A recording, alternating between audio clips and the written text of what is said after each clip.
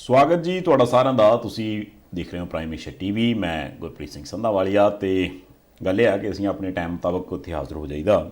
ਰੋਜ਼ ਕੁਛ ਨਾ ਕੁਛ ਤਬਦੀਲੀ, ਕੁਛ ਨਾ ਕੁਛ ਚੇਂਜ ਆਉਂਦੀ ਹੈ। ਸਾਡਾ ਫਰਜ਼ ਹੈ ਕਿ ਉਹ ਖਬਰਾਂ ਆਪ ਜੀ ਨਾਲ ਸਾਂਝੀਆਂ ਕਰੀਏ। ਨਵਜੋਤ ਸਿੰਘ ਸਿੱਧੂ ਸਾਹਿਬ ਬਾਰੇ ਜਿਹੜੀ ਖਬਰ ਆਈ ਸਾਰਿਆਂ ਨੂੰ ਪਤਾ ਲੱਗ ਗਿਆ, ਪਰ ਉਹਦੇ ਤੋਂ ਬਾਅਦ ਕੀ ਕੁਛ ਹੈ ਜੀ ਆਪਾਂ ਉਹਦੀ ਗੱਲ ਵੀ ਕਰਾਂਗੇ। ਜਾਖੜ ਸਾਹਿਬ ਬਾਰੇ ਵੀ ਕੁਛ ਨਵੀਆਂ ਅਪਡੇਟਸ ਨੇ।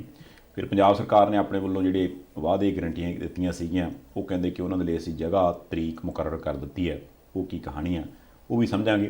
ਬਾਕੀ ਕੁਛ ਇੱਧਰ ਉੱਧਰ ਦੇ ਮਸਲੇ ਨੇ ਜਿਹੜੇ ਕਿ ਵਿਚਾਰ ਨੇ ਬਣਦੇ ਆ। ਨਾਲ ਆਪਣੇ ਵੀਰ ਪਰਮੀਤ ਬਾਠ ਹੋਈ। ਹੋਰ WhatsApp ਕਿੱਦਾਂ? ਚੜ੍ਹਦੀ ਕਲਾ ਜੀ, ਸਤਿ ਸ਼੍ਰੀ ਅਕਾਲ।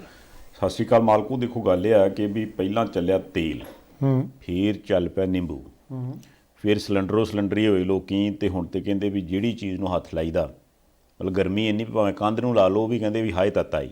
ਮਹਿੰਗਾਈ ਦੇ ਹਿਸਾਬ ਨਾਲ ਗੱਲ ਕਰ ਰਿਹਾ। ਹੁਣ ਤੇ ਕਹਿੰਦੇ ਵੀ ਆਮ ਲੋਕ ਵੀ ਕਹਿੰਦੇ ਵੀ ਇਹ ਜੇ ਇਸੇ ਹਿਸਾਬ ਨਾਲ ਹੀ ਚੱਲੀ ਜਾਣਾ ਸਾਰਾ ਕੁਛ, ਤੇ ਫਿਰ ਬੰਦਾ ਵੀ ਕੋਈ ਨਾ ਕੋਈ ਚੈੱਕ ਕਰਾਓ ਵੀ ਜੇ ਕਿਤੇ ਬੈਟਰੀ ਬੂਟਰੀ 'ਤੇ ਚੱਲਣ ਵਾਲਾ ਹੋ ਜਾਵੇ, ਵੀ ਪਤਾ ਲੱਗੇ ਵੀ ਉਹ ਕਹਿੰਦੇ ਵੀ ਅਸੀਂ ਨਾ ਹੁਣ ਰੋਟੀ ਨਹੀਂ ਪਕਾਈ ਦੀ, ਅਸੀਂ ਸੋਲਰ ਸਿਸਟਮ ਲਵਾ ਲਿਆ, ਸਵੇਰੇ ਚਾਰਜ ਹੋ ਜਾਈਦਾ ਬਸ। ਨਹੀਂ, ਇੱਦਾਂ ਦਾ ਜੁਗਾੜ ਕੋਈ ਨਾ ਕੋਈ ਕਰਨਾ ਪੈਣਾ। ਮੈਂ ਸੋਚਦਾ ਸੀ ਤੁਸੀਂ ਬਾਰ-ਬਾਰ ਸੋਲਰ ਐਨਰਜੀ ਦੀ ਗੱਲ ਕਰਦੇ ਹੁੰਦੇ ਆ ਕਿ ਸੂਰਜੀ ਊਰਜਾ ਦੀ ਵਰਤੋਂ ਬਿਜਲੀ ਦੇ ਰੂਪ ਦੇ ਵਿੱਚ ਕਰਨੀ ਹੈ ਨਾ। ਜਦੋਂ ਇੰਨੀ ਗਰਮੀ ਹੁੰਦੀ ਆ ਪੰਜਾਬ 'ਚ, ਜੇ ਸਾਈਕਲ ਦੀ ਕਾਠੀ ਦੇ ਉੱਤੇ ਕਵਰ ਪਾਇਆ ਹੋਵੇ ਕਿੰਨਾ ਤਪਿਆ ਹੁੰਦਾ। ਕਿਹੜੀ ਗੱਲ ਚੇਤੇ ਕਰਾ ਰਹੇ ਆ? ਨਹੀਂ ਇੱਦਾਂ ਜਦੋਂ ਉਹਨੂੰ ਫੜ ਕੇ ਸਟੈਂਡ ਤੋਂ ਲਾਉਣਾ ਨਾ, ਹੱਥ ਸੜ ਜਾਣਾ। ਨਹੀਂ ਉਹ ਤੇ ਸੜਨਾ ਹੀ ਆ। ਬਾਅਦ 'ਚ ਉਹ ਵਿਰਲਾ ਵਾਂਝਾ ਬੰਦਾ ਹੁੰਦਾ ਜਿਹੜਾ ਕਹਿੰਦਾ ਮੈਂ ਹੁਣ ਖੜ ਕੇ ਚਲਾ ਲੂੰਗਾ ਹੀ। ਸੰਧਾਲੀਆ ਸਾਹਿਬ, ਉਹ ਜਿੱਥੇ ਹੈਂਡਲ ਹੁੰਦਾ ਉੱਥੇ ਕਈਆਂ ਨੇ ਤਾਂ ਪਲਾਸਟਿਕ ਦੇ ਉਹ ਪਾਏ ਹੁੰਦੇ ਆ, ਕਈਆਂ ਦਾ ਇਕੱਲਾ ਹੈਂਡਲ ਹੀ ਹੁੰਦਾ, ਹੱਥ ਨਹੀਂ ਲੱਗਦਾ ਹੁੰਦਾ। ਫਿਰ ਬੰਦਾ ਐਂ ਕਰਕੇ ਚਲਾਉਂਦਾ। ਫਿਰ ਤੁਸੀਂ ਹੋਰ ਦੇਖੋ ਕਿਹੜੇ ਕਹਿੰਦਾ ਸੜੀ ਪਈ ਆ ਨਾ, ਜਾਣੀ ਕਾਠੀ ਸੜਿਆ ਪਿਆ ਹੈਂਡਲ, ਜਾਣੀ ਤੱਤਾ ਨਹੀਂ ਕਹਿਣਾ ਉਦੋਂ, ਜਾਣੀ ਤੱਤਾ ਹੁੰਦਾ ਕਿ ਤੱਤਾ ਸੜੇ ਪਿਆ ਦਾ ਮੰਨ ਲਓ ਕਿ ਐਕਸਟ੍ਰੀਮ ਤੇ ਤੱਤਾ। ਫਿਰ ਤੁਸੀਂ ਦੇਖੋ ਕਿ ਨਲਕਾ ਧੁੱਪੇ ਹੀ ਹੁੰਦਾ ਆਮ ਤੌਰ 'ਤੇ, ਉਹਦੀ ਹੱਥੀ ਵੀ ਸੜੀ ਪਈ ਹੋਣੀ, ਪਾਣੀ ਠੰਡਾ ਕੱਢਣਾ, ਹੌਲੀ ਹੌਲੀ ਉੱਤੇ ਜਾ ਕੇ ਪਾਉਣਾ, ਫਿਰ ਕਿਤੇ ਜਾ ਕੇ ਗੱਲ ਚੱਲਣੀ। ਹੋਰ ਤੁਸੀਂ ਦੇਖੋ ਕਿ ਗੱਡੀ ਵਾਲਾ ਬੰਦਾ ਕਹੂਗਾ ਯਾਰ ਆਪਣੇ ਕੋਲ ਤਾਂ ਗੱਡੀ ਆ, ਆਰਾਮ ਨਾਲ ਬਹਿ ਕੇ AC ਲਾ ਕੇ ਜਾਣਾ। ਤੁਸੀਂ 15 ਮਿੰਟ ਧੁੱਪੇ ਖੜੀ ਕਰ ਦਿਓ, ਮੁੜ ਕੇ ਬਹਿ ਕੇ ਦਿਖਾ ਲਓ, ਵਿੱਚ ਸਾਹ ਨਹੀਂ ਆਉਂਦਾ, ਇੱਕਦਮ ਗਰਮ, ਮੁੜ ਕੇ ਠੰਡੀ, ਸਿਹਤਾਂ ਖਰਾਬ। ਹਾਂਜੀ, ਇਹ ਚੀਜ਼ ਤੇ ਹੈਗੀ ਆ, ਪਰ ਦੇਖੋ ਕਾਰਨ ਇਹ ਆ ਵੀ ਹੁਣ ਜਿਹੜਾ ਵੀ ਮਾਹੌਲ ਚੱਲ ਰਿਹਾ ਇਸ ਵਕਤ ਚੱਲ ਰਿਹਾ, ਇਹ ਇਕੱਲਾ ਇਹ ਨਹੀਂ ਹੈ ਕਿ ਵੀ ਆਪਾਂ ਇਕੱਲੇ ਪੰਜਾਬ ਦੀ ਗੱਲ ਕਰਦੇ ਹਾਂ। ਤੁਸੀਂ ਓਵਰਆਲ ਭਾਰਤ ਦੀ ਗੱਲ ਕਰ ਲਓ। ਜੇ ਆਪਾਂ ਕੱਲ੍ਹ ਵੀ ਗੱਲ ਕਰਦੇ ਸੀ ਵੀ ਥੋਕ ਮਹਿੰਗਾਈ ਕਹਿੰਦੇ 16% ਦੀ ਨੂੰ ਜਾ ਵੜੀ। ਹੁਣ ਜੇ ਮਹਿੰਗਾਈ ਇਸ ਹਿਸਾਬ ਨਾਲ ਸ਼ੂਟ ਕਰੂਗੀ ਤਾਂ ਫਿਰ ਸਾਰੀਆਂ ਚੀਜ਼ਾਂ ਦਾ ਰੇਟ ਤਾਂ ਵਧਣਾ। ਪਰ ਜੇ ਆਪਾਂ ਗਲੋਬਲੀ ਦੇਖੀਏ ਤਾਂ ਗਲੋਬਲੀ ਹਰੇਕ ਚੀਜ਼ ਮਹਿੰਗੀ ਹੋ ਗਈ। ਹੁਣ ਤਾਂ ਇਹ ਵੀ ਚਰਚਾ ਚੱਲਣ ਲੱਗ ਪਈ ਹੈ ਵੀ ਸ਼ਾਇਦ ਉਹ ਜਿੱਦਾਂ 2008 ਵਾਲਾ ਇੱਕ ਰਸੈਸ਼ਨ ਆਇਆ ਸੀ, ਸ਼ਾਇਦ ਉਹੋ ਜਿਹਾ ਕੋਈ ਨਾ ਕੋਈ ਰਸੈਸ਼ਨ ਵੀ ਆ ਸਕਦਾ। ਇਹ ਕਿੱਡੀ ਦੇਖੋ ਆਮ ਬੰਦੇ ਦੀ ਸਮਝ 'ਚ ਆਉਣ ਵਾਲੀ ਗੱਲ ਤਾਂ ਬਿਲਕੁਲ ਨਹੀਂ ਲੱਗਦੀ ਨਾ। ਵੀ ਜਦੋਂ ਤਾਂ 1.5 ਸਾਲ 2 ਸਾਲ ਉਹ ਕੋਵਿਡ ਜਿਹਨੇ ਦੱਬ ਛੱਡਿਆ, ਉਦੋਂ ਕਹਿੰਦੇ ਸੀ ਨਹੀਂ ਆਹ ਵੀ ਚੀਜ਼ ਵੱਧ ਗਈ, ਆਹ ਵੀ ਚੀਜ਼ ਵੱਧ ਗਈ, ਕੰਪਨੀਆਂ ਦੇ ਸ਼ੇਅਰ ਵੱਧ ਗਏ, ਫਲਾਨੀ ਚੀਜ਼ ਮਹਿੰਗੀ ਹੋ ਗਈ, ਕਿਉਂਕਿ ਉਹ ਸਰਕਾਰਾਂ ਬਹੁਤ ਜ਼ੋਰ ਲਾ ਰਹੀਆਂ ਜੀ ਫਲਾਨੀ ਚੀਜ਼ ਦੇ ਉੱਪਰ। ਲੋਕਾਂ ਨੂੰ ਲੱਗਿਆ ਵੀ ਅੱਛਾ, ਉਹਦੇ ਪਿੱਛੇ ਲੌਜਿਕ ਕੀ ਦਿੰਦੇ ਸੀ। ਹੁਣ ਜੀ ਲੋਕ ਘਰੋਂ ਕੰਮ ਕਰਨ ਲੱਗ ਪਏ, ਕੰਪਨੀਆਂ ਦਾ ਪੈਸਾ ਬਚਣ ਲੱਗ ਪਿਆ, ਇਸ ਕਰਕੇ ਕੰਪਨੀਆਂ ਮੁਨਾਫਾ ਹੋਣ ਲੱਗ ਪਿਆ ਜੀ। ਜਦੋਂ ਤੇ ਘਾਟਾ ਪੈਣਾ ਚਾਹੀਦਾ ਸੀ ਉਦੋਂ ਲੋਕਾਂ ਨੂੰ ਆਹ ਤਸਵੀਰ ਵਿਖਾਤੀ। ਹੁਣ ਜੇ ਸਾਰਾ ਕੁਝ ਖੁੱਲ੍ਹਣ ਲੱਗਿਆ ਤੇ ਉਸ ਤੋਂ ਬਾਅਦ ਰੌਲਾ ਇਹ ਪਾ ਲਿਆ ਵੀ ਨਹੀਂ ਜੀ ਉਹ ਤਾਂ ਬਹੁਤ ਜ਼ਿਆਦਾ ਘਾਟਾ ਪੈ ਗਿਆ, ਹੁਣ ਤਾਂ ਸਾਰਾ ਕੁਝ ਖਤਮ ਹੋ ਗਿਆ। ਕੰਪਨੀਆਂ ਨੂੰ ਘਾਟਾ ਪੈ ਗਿਆ, ਚੀਜ਼ਾਂ ਮਹਿੰਗੀਆਂ ਕਰੀ ਜਾਂਦੇ, ਵੀ ਆਮ ਬੰਦੇ ਦਾ ਕੀ ਕਸੂਰ ਆ? ਉਹ ਵਿਚਾਰਾ ਫਿਰ ਕਿੱਥੋਂ ਇਸ ਵਕਤ ਆਪਣਾ ਸਾਰਾ ਕੁਝ ਸੈੱਟ ਕਰੇ? ਸੰਧਾਲੀਆ ਸਾਹਿਬ, ਜਦੋਂ ਕਹਿੰਦੇ ਕਿ ਸਰਮਾਏਦਾਰੀ ਸਿਸਟਮ, ਕੈਪੀਟਲਿਜ਼ਮ ਆ ਜੀ, ਆ ਉਹ ਮੈਨੂੰ ਲੱਗਦਾ ਇੱਥੇ ਹੀ ਆ। ਹੁਣ ਤੁਸੀਂ ਦੇਖੋ ਕਿ ਆਮ ਬੰਦੇ ਨੂੰ ਘਾਟਾ ਕਿਉਂ ਪਵੇ? ਜਿਹੜਾ ਘਾਹ ਖੋਤ ਕੇ ਘੋੜੇ ਨੂੰ ਪਾਉਂਦਾ ਹੈ, ਪਸ਼ੂਆਂ ਨੂੰ ਪਾਉਂਦਾ, ਉਹ ਘਾਹ ਖੋਤ ਰਿਹਾ ਲਗਾਤਾਰ, ਉਹਦੀ ਮਿਹਨਤ ਦੇ ਵਿੱਚ ਕੋਈ ਕਮੀ ਨਹੀਂ, ਫਿਰ ਉਹਦੀ ਆਮਦਨ ਕਿਉਂ ਘਟੇ? ਉਹਦੀ ਖਰੀਦ ਸ਼ਕਤੀ ਕਿਉਂ ਘਟੇ? ਜਿਹੜਾ ਮਾਸਟਰ, ਜਿਹੜੇ ਅਧਿਆਪਕ ਸਾਹਿਬ ਨਿਆਣੇ ਨੂੰ ਪੜ੍ਹਾਉਣ ਜਾਂਦੇ, ਉਹ 19 ਵਜੇ ਉੱਠਦੇ ਆ, ਉਨੀ ਮਿਹਨਤ ਨਾਲ ਪੜ੍ਹਾਉਂਦੇ ਆ, ਉਸੇ ਤਰੀਕੇ ਵਾਪਸ ਆਉਂਦੇ ਆ, ਫਿਰ ਉਹਨਾਂ ਦੀ ਖਰੀਦ ਸ਼ਕਤੀ ਕਿਉਂ ਘਟੇ? ਆਮ ਹਰ ਇੱਕ ਬੰਦਾ, ਭੱਠੇ 'ਤੇ ਕੰਮ ਕਰਨ ਵਾਲਾ, ਫੈਕਟਰੀ ਦੇ ਵਿੱਚ ਮਜ਼ਦੂਰੀ ਕਰਨ ਵਾਲਾ, ਕਲਰਕ, ਬੱਸ ਦਾ ਕੰਡਕਟਰ, ਕੋਈ ਵੀ ਬੰਦਾ, ਪੂਰਾ ਜਿਹੜਾ ਆਈਡੀ, ਕਿਸਾਨ, ਮਜ਼ਦੂਰ, ਉਹ ਸਾਰੇ ਬੰਦੇ ਉਨੀ ਮਿਹਨਤ ਕਰਦੇ ਆ। ਇਹਦਾ ਮਤਲਬ ਹੈ ਕਿ ਉਹਨਾਂ ਦੇ ਕੰਮ ਕਰਨ ਦੇ ਨਾਲ ਇਕੋਨਮੀ ਨਹੀਂ ਚੱਲਦੀ। ਇਕੋਨਮੀ ਨੂੰ ਰਨ ਕੋਈ ਹੋਰ ਕਰਦਾ। ਇਕੋਨਮੀ ਜਿਹੜੀ ਹੈ, ਵਿੱਤ ਵਿਵਸਥਾ ਜਿਹੜੀ ਹੈ, ਸਾਰਾ ਜਿਹੜਾ ਸਿਸਟਮ ਜਿਹਾ, ਉਹਨੂੰ ਉੱਪਰਲੇ ਪਾਸੇ ਉਹ ਕੰਟਰੋਲ ਕੋਈ ਹੋਰ ਕਰੀ ਜਾਂਦਾ।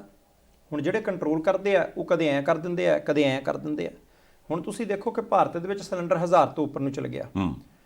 ਇੱਕ ਪਰਿਵਾਰ 'ਚ ਮੰਨ ਲਓ 4 ਜੀ ਆ, ਮਹੀਨੇ ਦਾ ਇੱਕ ਸਿਲੰਡਰ ਤਾਂ ਲੱਗੂਗਾ ਹੀ ਨਾ। ਜਦੋਂ ਆਪਾਂ ਕਹਿੰਦੇ ਆ ਕਿ ਭਾਈ ਪਾਥੀਆਂ ਘੱਟ ਵਾਲੀ ਇਹ ਪ੍ਰਦੂਸ਼ਣ ਹੁੰਦਾ ਹੈ। ਹੁਣ ਜੇ ਮਹੀਨੇ ਦਾ ਇੱਕ ਸਿਲੰਡਰ ਹੈ, ਜੇ 1000 ਰੁਪਈਆ ਉਹਦਾ ਆ ਗਿਆ, 1000 ਰੁਪਈਆ ਬਿਜਲੀ ਦਾ ਬਿੱਲ ਆ ਗਿਆ, ਮੈਂ ਥੱਲੇ ਕਰਕੇ ਰੱਖ ਰਿਹਾ ਬਹੁਤ ਥੋੜ੍ਹਾ ਕਰਕੇ। ਫਿਰ ਆਪਾਂ ਦਵਾ ਦਾਰੂ ਵੀ ਲਿਆਉਣਾ ਹੈ, ਕਰਿਆਨਾ ਲਿਆਉਣਾ, ਕਿਉਂਕਿ ਇਕੱਲੇ ਸਿਲੰਡਰ ਨਾਲ ਰੋਟੀ ਥੋੜ੍ਹਾ ਪੱਕਦੀ ਹੈ। ਸਿਲੰਡਰ ਦੇ ਨਾਲ ਚੁੱਲ੍ਹਾ ਚਾਹੀਦਾ, ਚੁੱਲ੍ਹੇ 'ਚ ਅੱਗ ਬਲੂਗੀ, ਰੋਟੀ ਪਕਾਉਣ ਨੂੰ ਤਾਂ ਸੌਦਾ ਹੋਰ ਚਾਹੀਦਾ। ਅਸੀਂ ਉਹ ਵੀ ਲਿਆਉਣਾ ਹੈ। ਮੋਬਾਈਲ ਦੇ ਖਰਚ ਪਾਣੀ ਵੀ ਹੈਗੇ ਆ, ਨਿਆਣੇ ਪੜਨ ਜਾਂਦੇ ਆ, ਬਜ਼ੁਰਗ ਦੀ ਦਵਾ ਦਾਰੂ ਦਾ ਖਰਚਾ, ਹੋਰ 100 ਖਰਚੇ ਹੁੰਦੇ ਆ, ਕੱਪੜੇ ਲੀੜੇ ਦੇ ਜੇ ਉਹ ਸਾਰੇ ਖਰਚਿਆਂ ਦੇ ਹਿਸਾਬ ਦੇ ਨਾਲ ਤਾਂ ਐਂ ਲੱਗਦਾ ਕਿ 20-25 ਹਜ਼ਾਰ ਰੁਪਈਆ ਪਰਿਵਾਰ ਨੂੰ ਜੇ ਮਹੀਨੇ ਦਾ ਆਉਂਦਾ ਤਾਂ ਉਹਦੀਆਂ ਮੁੱਢਲੀਆਂ ਲੋੜਾਂ ਪੂਰੀਆਂ ਹੁੰਦੀਆਂ। ਤੇ ਭਾਰਤ ਦੀ ਇਕਨੋਮੀ, ਸਾਡੇ ਦੇਸ਼ ਦੀ ਇਕਨੋਮੀ, ਸਾਡੇ ਦੇਸ਼ ਦੇ ਲੋਕਾਂ ਦੀ ਆਮਦਨ ਉਹ ਦੱਸਦੀ ਆ ਕਿ ਬਹੁਤੇ ਲੋਕਾਂ ਦੇ ਕੋਲੇ ਇਹ ਚੀਜ਼ਾਂ ਫਿਰ ਆਪੜਦੀਆਂ ਨਹੀਂ।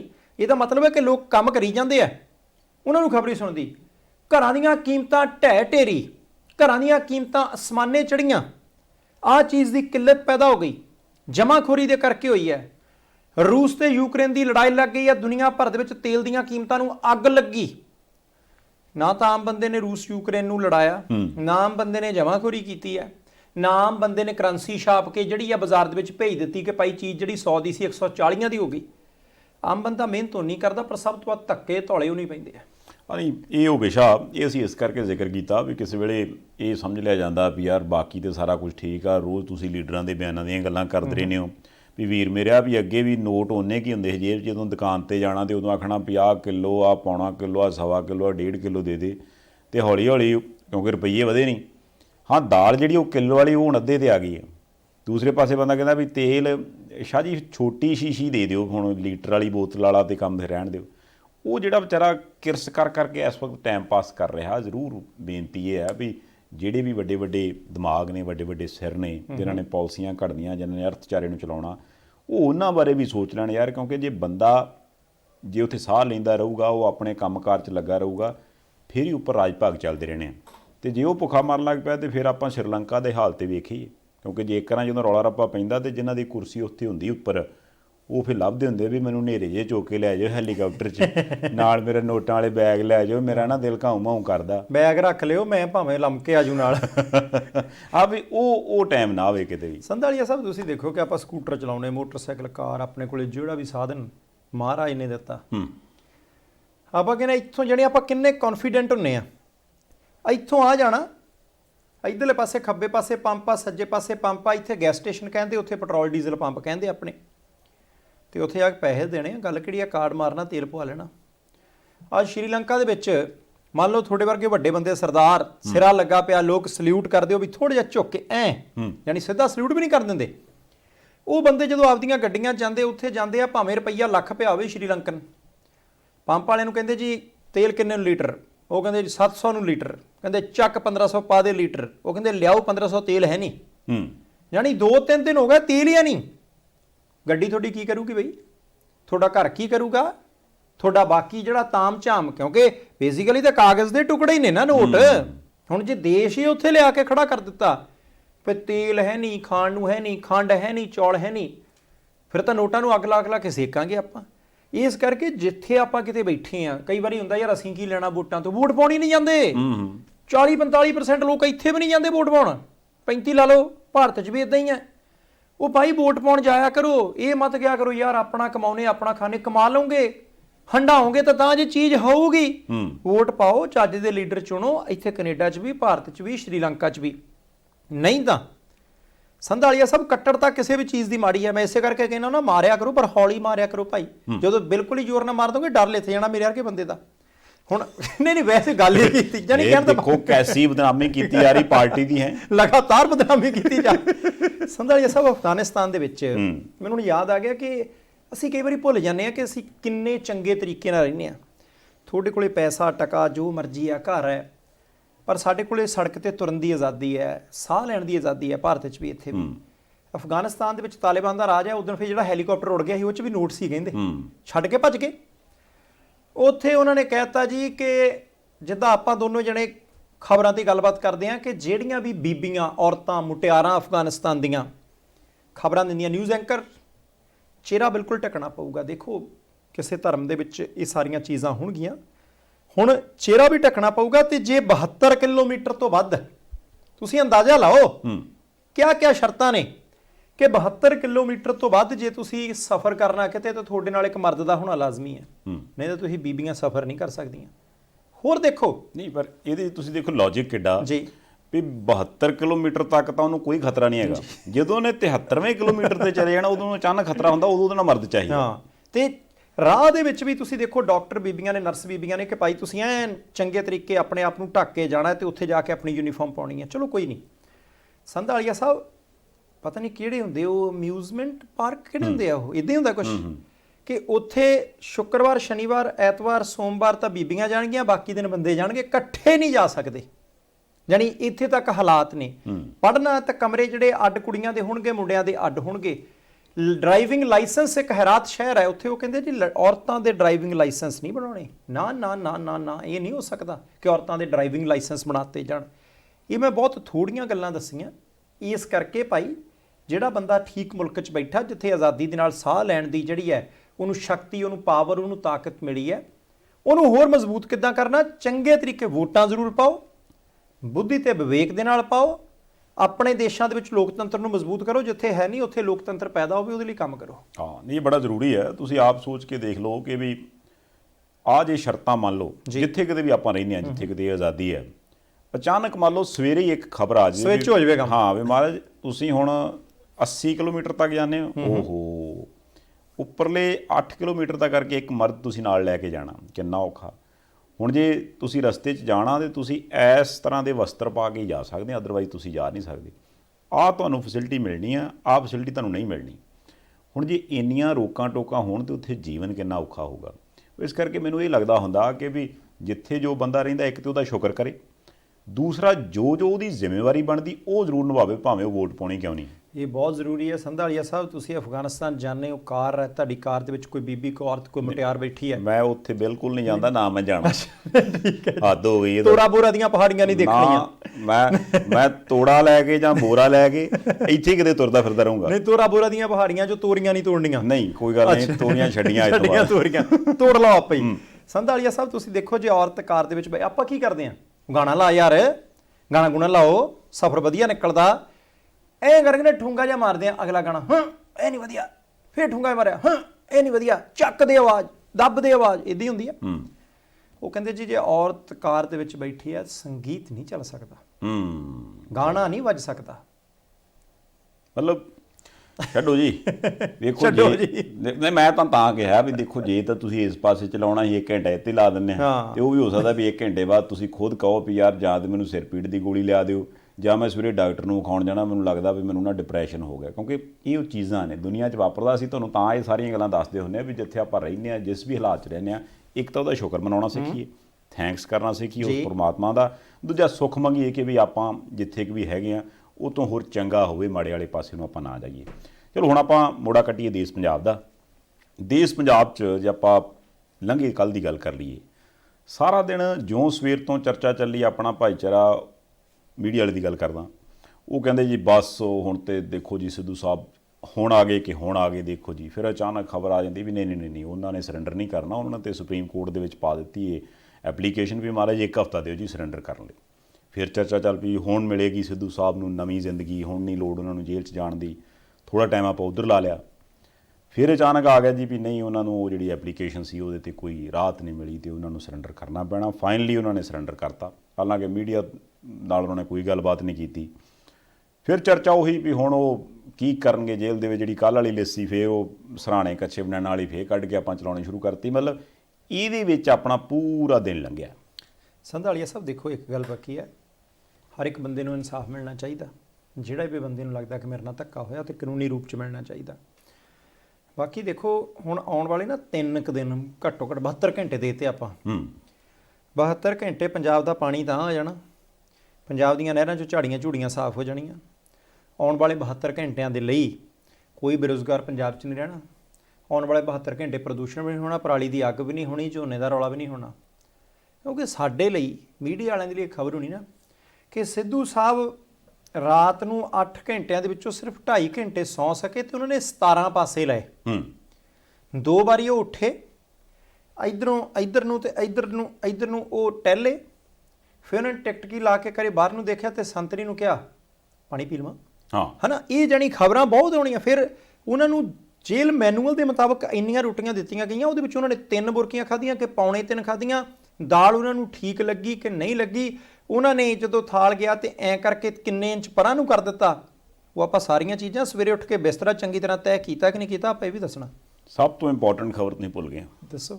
ਉਹ ਖਬਰ ਇਹ ਹੋਣੀ ਹੈ ਕਿ ਬਾਕੀ ਸਾਰਿਆਂ ਤੋਂ ਪਾਸੇ ਐਕਸਕਲੂਸਿਵ ਤੌਰ ਤੇ ਅਸੀਂ ਤੁਹਾਨੂੰ ਦਿਖਾਉਣ ਜਾ ਰਹੇ ਹਾਂ ਵੀ ਆ ਤੁਸੀਂ ਮੇਰੇ ਪਿੱਛੇ ਜਿਹੜਾ ਰੌਸ਼ਨਦਾਨ ਦੇਖ ਰਹੇ ਹੋ ਇਹ ਉਸੇ ਹੀ ਜੇਲ੍ਹ ਚੋਂ ਆਉਂਦਾ ਹੈ। ਹੁਣ ਇੱਥੋਂ ਇੱਕ ਮੱਛਰ ਮੈਂ ਨਿਕਲਦਾ ਦੇਖਿਆ ਜਿਹੜਾ ਰਾਤ ਸਿੱਧੂ ਸਾਹਿਬ ਨੂੰ ਲੜਿਆ ਸੀ।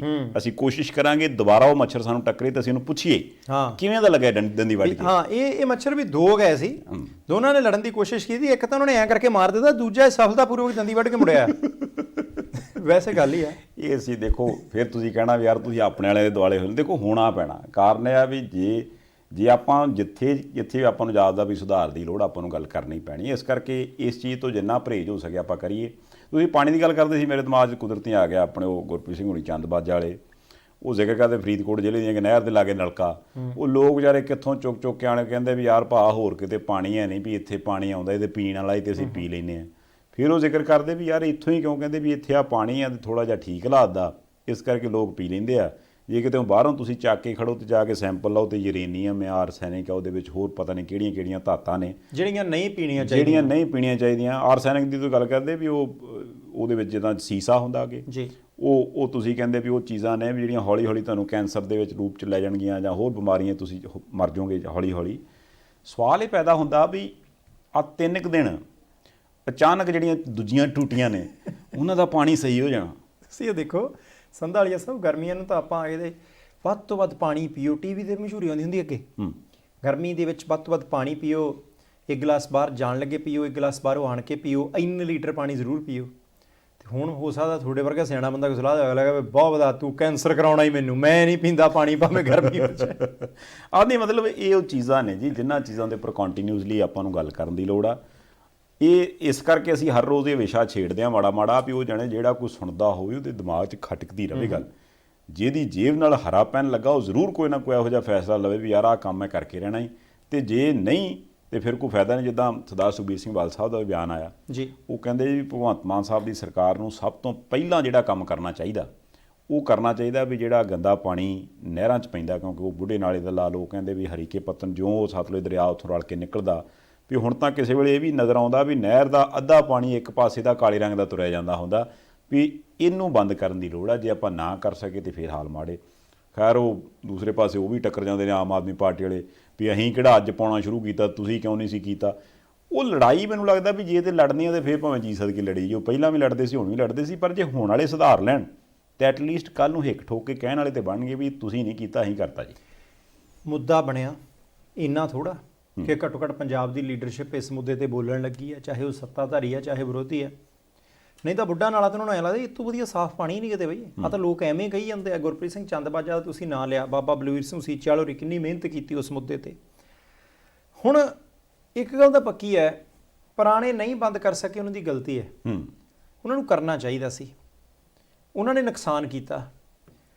ਪਰ ਜੇ ਉਹਨਾਂ ਨੇ ਨਹੀਂ ਕੀਤਾ ਤਾਂ ਮੌਜੂਦਾ ਸੱਤਾਧਾਰੀ ਧਿਰ ਦੇ ਵਰਕਰ ਉਹ ਇਹ ਨਹੀਂ ਕਹਿ ਸਕਦੇ ਕਿ ਭਾਈ ਤੁਹਾਡੇ ਵੇਲੇ ਦਾ ਪੈਂਦਾ ਹੋਊਗਾ, ਚਾਹੇ ਬਾਬਾ ਆਦਮ ਦੇ ਵੇਲੇ ਦਾ ਪੈਂਦਾ ਹੋਵੇ, ਚਾਹੇ ਹੁਣੇ ਸ਼ੁਰੂ ਹੋਇਆ ਹੋਵੇ। ਤੁਹਾਡੀ ਡਿਊਟੀ ਉਹ ਪੈਂਦੇ ਪਾਣੀ ਨੂੰ ਬੰਦ ਕਰਨ ਦੀ ਹੈ। ਤੁਸੀਂ ਬੰਦ ਕਰ ਜਾਓਗੇ, ਤੁਹਾਨੂੰ ਬੋਲਣ ਦੀ ਲੋੜ ਨਹੀਂ, ਤੁਹਾਡਾ ਕੰਮ ਬੋਲੂਗਾ। ਤਾਂ ਜੇ ਆਪਾਂ ਇਹ ਕਹੀਏ ਹੁਣ ਸੰਧਾਲੀਆ ਸਾਹਿਬ ਮੈਨੂੰ ਮੈਂ ਕਹਾਂ ਸੰਧਾਲੀਆ ਹਾਂ ਕੀ ਕੀਤਾ, ਤੂੰ ਨਹੀਂ ਕੀਤਾ ਸੀ ਉਦਣ, ਹੋ ਸਕਦਾ ਮੈਂ ਉਦਣ ਕੀਤਾ ਹੋਵੇ, ਰਵਾਇਤ ਤਾਂ ਤੁਸੀਂ ਉਹ ਕੀਤਾ ਨਾ। ਇਸ ਕਰਕੇ ਉਹਨਾਂ ਦੀ ਡਿਊਟੀ ਹੈ, ਕੰਮ ਲੰਮਾ ਚੌੜਾ ਨਹੀਂ। ਪਹਿਲੀ ਗੱਲ ਇਹ ਹੈ ਕਿ ਕੰਮ ਵੇਲੇ ਸਿਰ ਮੁੱਕ ਸਕਦਾ। ਜੇ ਉਹ ਕਹਿਣ ਉਹ ਯਾਰ ਕਿੱਥੇ ਫੰਡ ਦਿੰਦੇ ਹੁੰਦੇ ਆ, ਤੁਹਾਨੂੰ ਕਿੱਥੇ ਦਿੰਦੇ ਆ, ਤੁਹਾਨੂੰ ਤਾਂ ਪਹਿਲਾਂ ਵੀ ਨਹੀਂ ਸੀ ਮਿਲਦਾ, ਜੇ ਹੁਣ ਵੀ ਨਹੀਂ ਮਿਲੂਗਾ ਤਾਂ ਕੀ ਹੋਇਆ। ਜਿਨ੍ਹਾਂ ਨੂੰ ਮਿਲਦਾ ਉਹਨਾਂ ਦਾ ਬੰਦ ਹੋ ਜਾਊਗਾ, ਕਿਉਂਕਿ ਜਦ ਇਨਕਮ ਹੀ ਉਹਨਾਂ ਨੂੰ ਐਕਸਟਰਾ ਜਿਹੜੀ ਬਾਹਰੋਂ ਜਨਰੇਟ ਹੁੰਦੀ ਸੀ ਉਹ ਬੰਦ ਹੋ ਜਾਊਗੀ ਤਾਂ ਪਾਰਟੀਆਂ ਨੂੰ ਫੰਡ ਜਾਣਾ ਬੰਦ ਹੋ ਜਾਊ। ਪਰ ਸੁਖਬੀਰ ਸਿੰਘ ਬਾਦਲ ਸਾਹਿਬ ਨੇ ਮੁੱਦਾ ਚੁੱਕਿਆ, ਬਹੁਤ ਚੰਗੀ ਗੱਲ ਹੈ। ਪਰ ਪੰਜਾਬ ਦੀ ਰਾਜਨੀਤੀ ਦੀ ਇੱਕ ਸਿਫਤ ਆ ਬੜੀ ਤਕੜੀ, ਜਦੋਂ ਆਪਾਂ ਕਹੀਦਾ ਨਾ ਕਿ ਇਹ ਮੁੰਡੇ ਦੀ ਸਿਫਤ ਆ, ਮੁੰਡੇ ਨੂੰ ਜਿੰਨਾ ਮਰਜ਼ੀ ਕਹੀਏ ਉਹ ਕੰਮ ਇਹਨੇ ਉਹੀ ਕਰਨਾ ਜਿਹਦੇ ਜੀ ਕਰਦਾ। ਇੱਦਾਂ ਹੀ ਸੁਖਬੀਰ ਸਿੰਘ ਬਾਦਲ ਸਾਹਿਬ, ਅਸੀਂ ਉਮੀਦ ਕਰਦੇ ਹਾਂ ਕਿ ਪੰਜਾਬ ਦੀ ਰਾਜਨੀਤੀ ਦੀ ਸਿਫਤ ਬਦਲਣ। ਭਲਕ ਨੂੰ ਜਾ ਕੇ ਲੋਕ ਸਭਾ ਦੇ ਵਿੱਚ ਗੱਲ ਕਰਨੀ ਪੈਂਦੀ ਹੈ, ਕੱਲ੍ਹ ਨੂੰ ਉਹਨਾਂ ਦੀ ਸਰਕਾਰ ਆਉਂਦੀ ਹੈ, ਫਿਰ ਜਿਹੜੀਆਂ ਅੱਜ ਗੱਲਾਂ ਕਰ ਰਹੀਆਂ ਨੇ ਉਹ ਕਰਕੇ ਦਿਖਾਉਣ। ਪੰਜਾਬ ਦੇ ਲੋਕਾਂ ਦੀ ਜਾਨ ਤਾਂ ਛੁੱਟਣੀ ਹੈ, ਨਹੀਂ ਤਾਂ ਬੜੇ ਬੰਦੇ ਬੀਕਾਨੇਰ ਦੇ ਹਸਪਤਾਲ 'ਚ ਕਰਾਉਂਦੇ ਫਿਰਦੇ ਆ ਕਿ ਭਾਈ ਕੈਂਸਰ ਹੋ ਗਿਆ, ਸਭ ਕੁਝ ਹੀ ਵਿਕ ਗਿਆ, ਘਰ ਵੀ ਨਹੀਂ ਪੱਲੇ ਰਿਹਾ। ਇੱਦਾਂ ਦੇ ਮੂੰਹ ਹੋਏ ਹੁੰਦੇ ਕੈਂਸਰ ਐਕਸਪ੍ਰੈਸ ਦੇ ਵਿੱਚ ਜਿਹੜੇ ਬੈਠੇ ਲੋਕਾਂ ਦੇ ਜਾਂਦੇ, ਆਸ ਹੀ ਕੋਈ ਨਹੀਂ।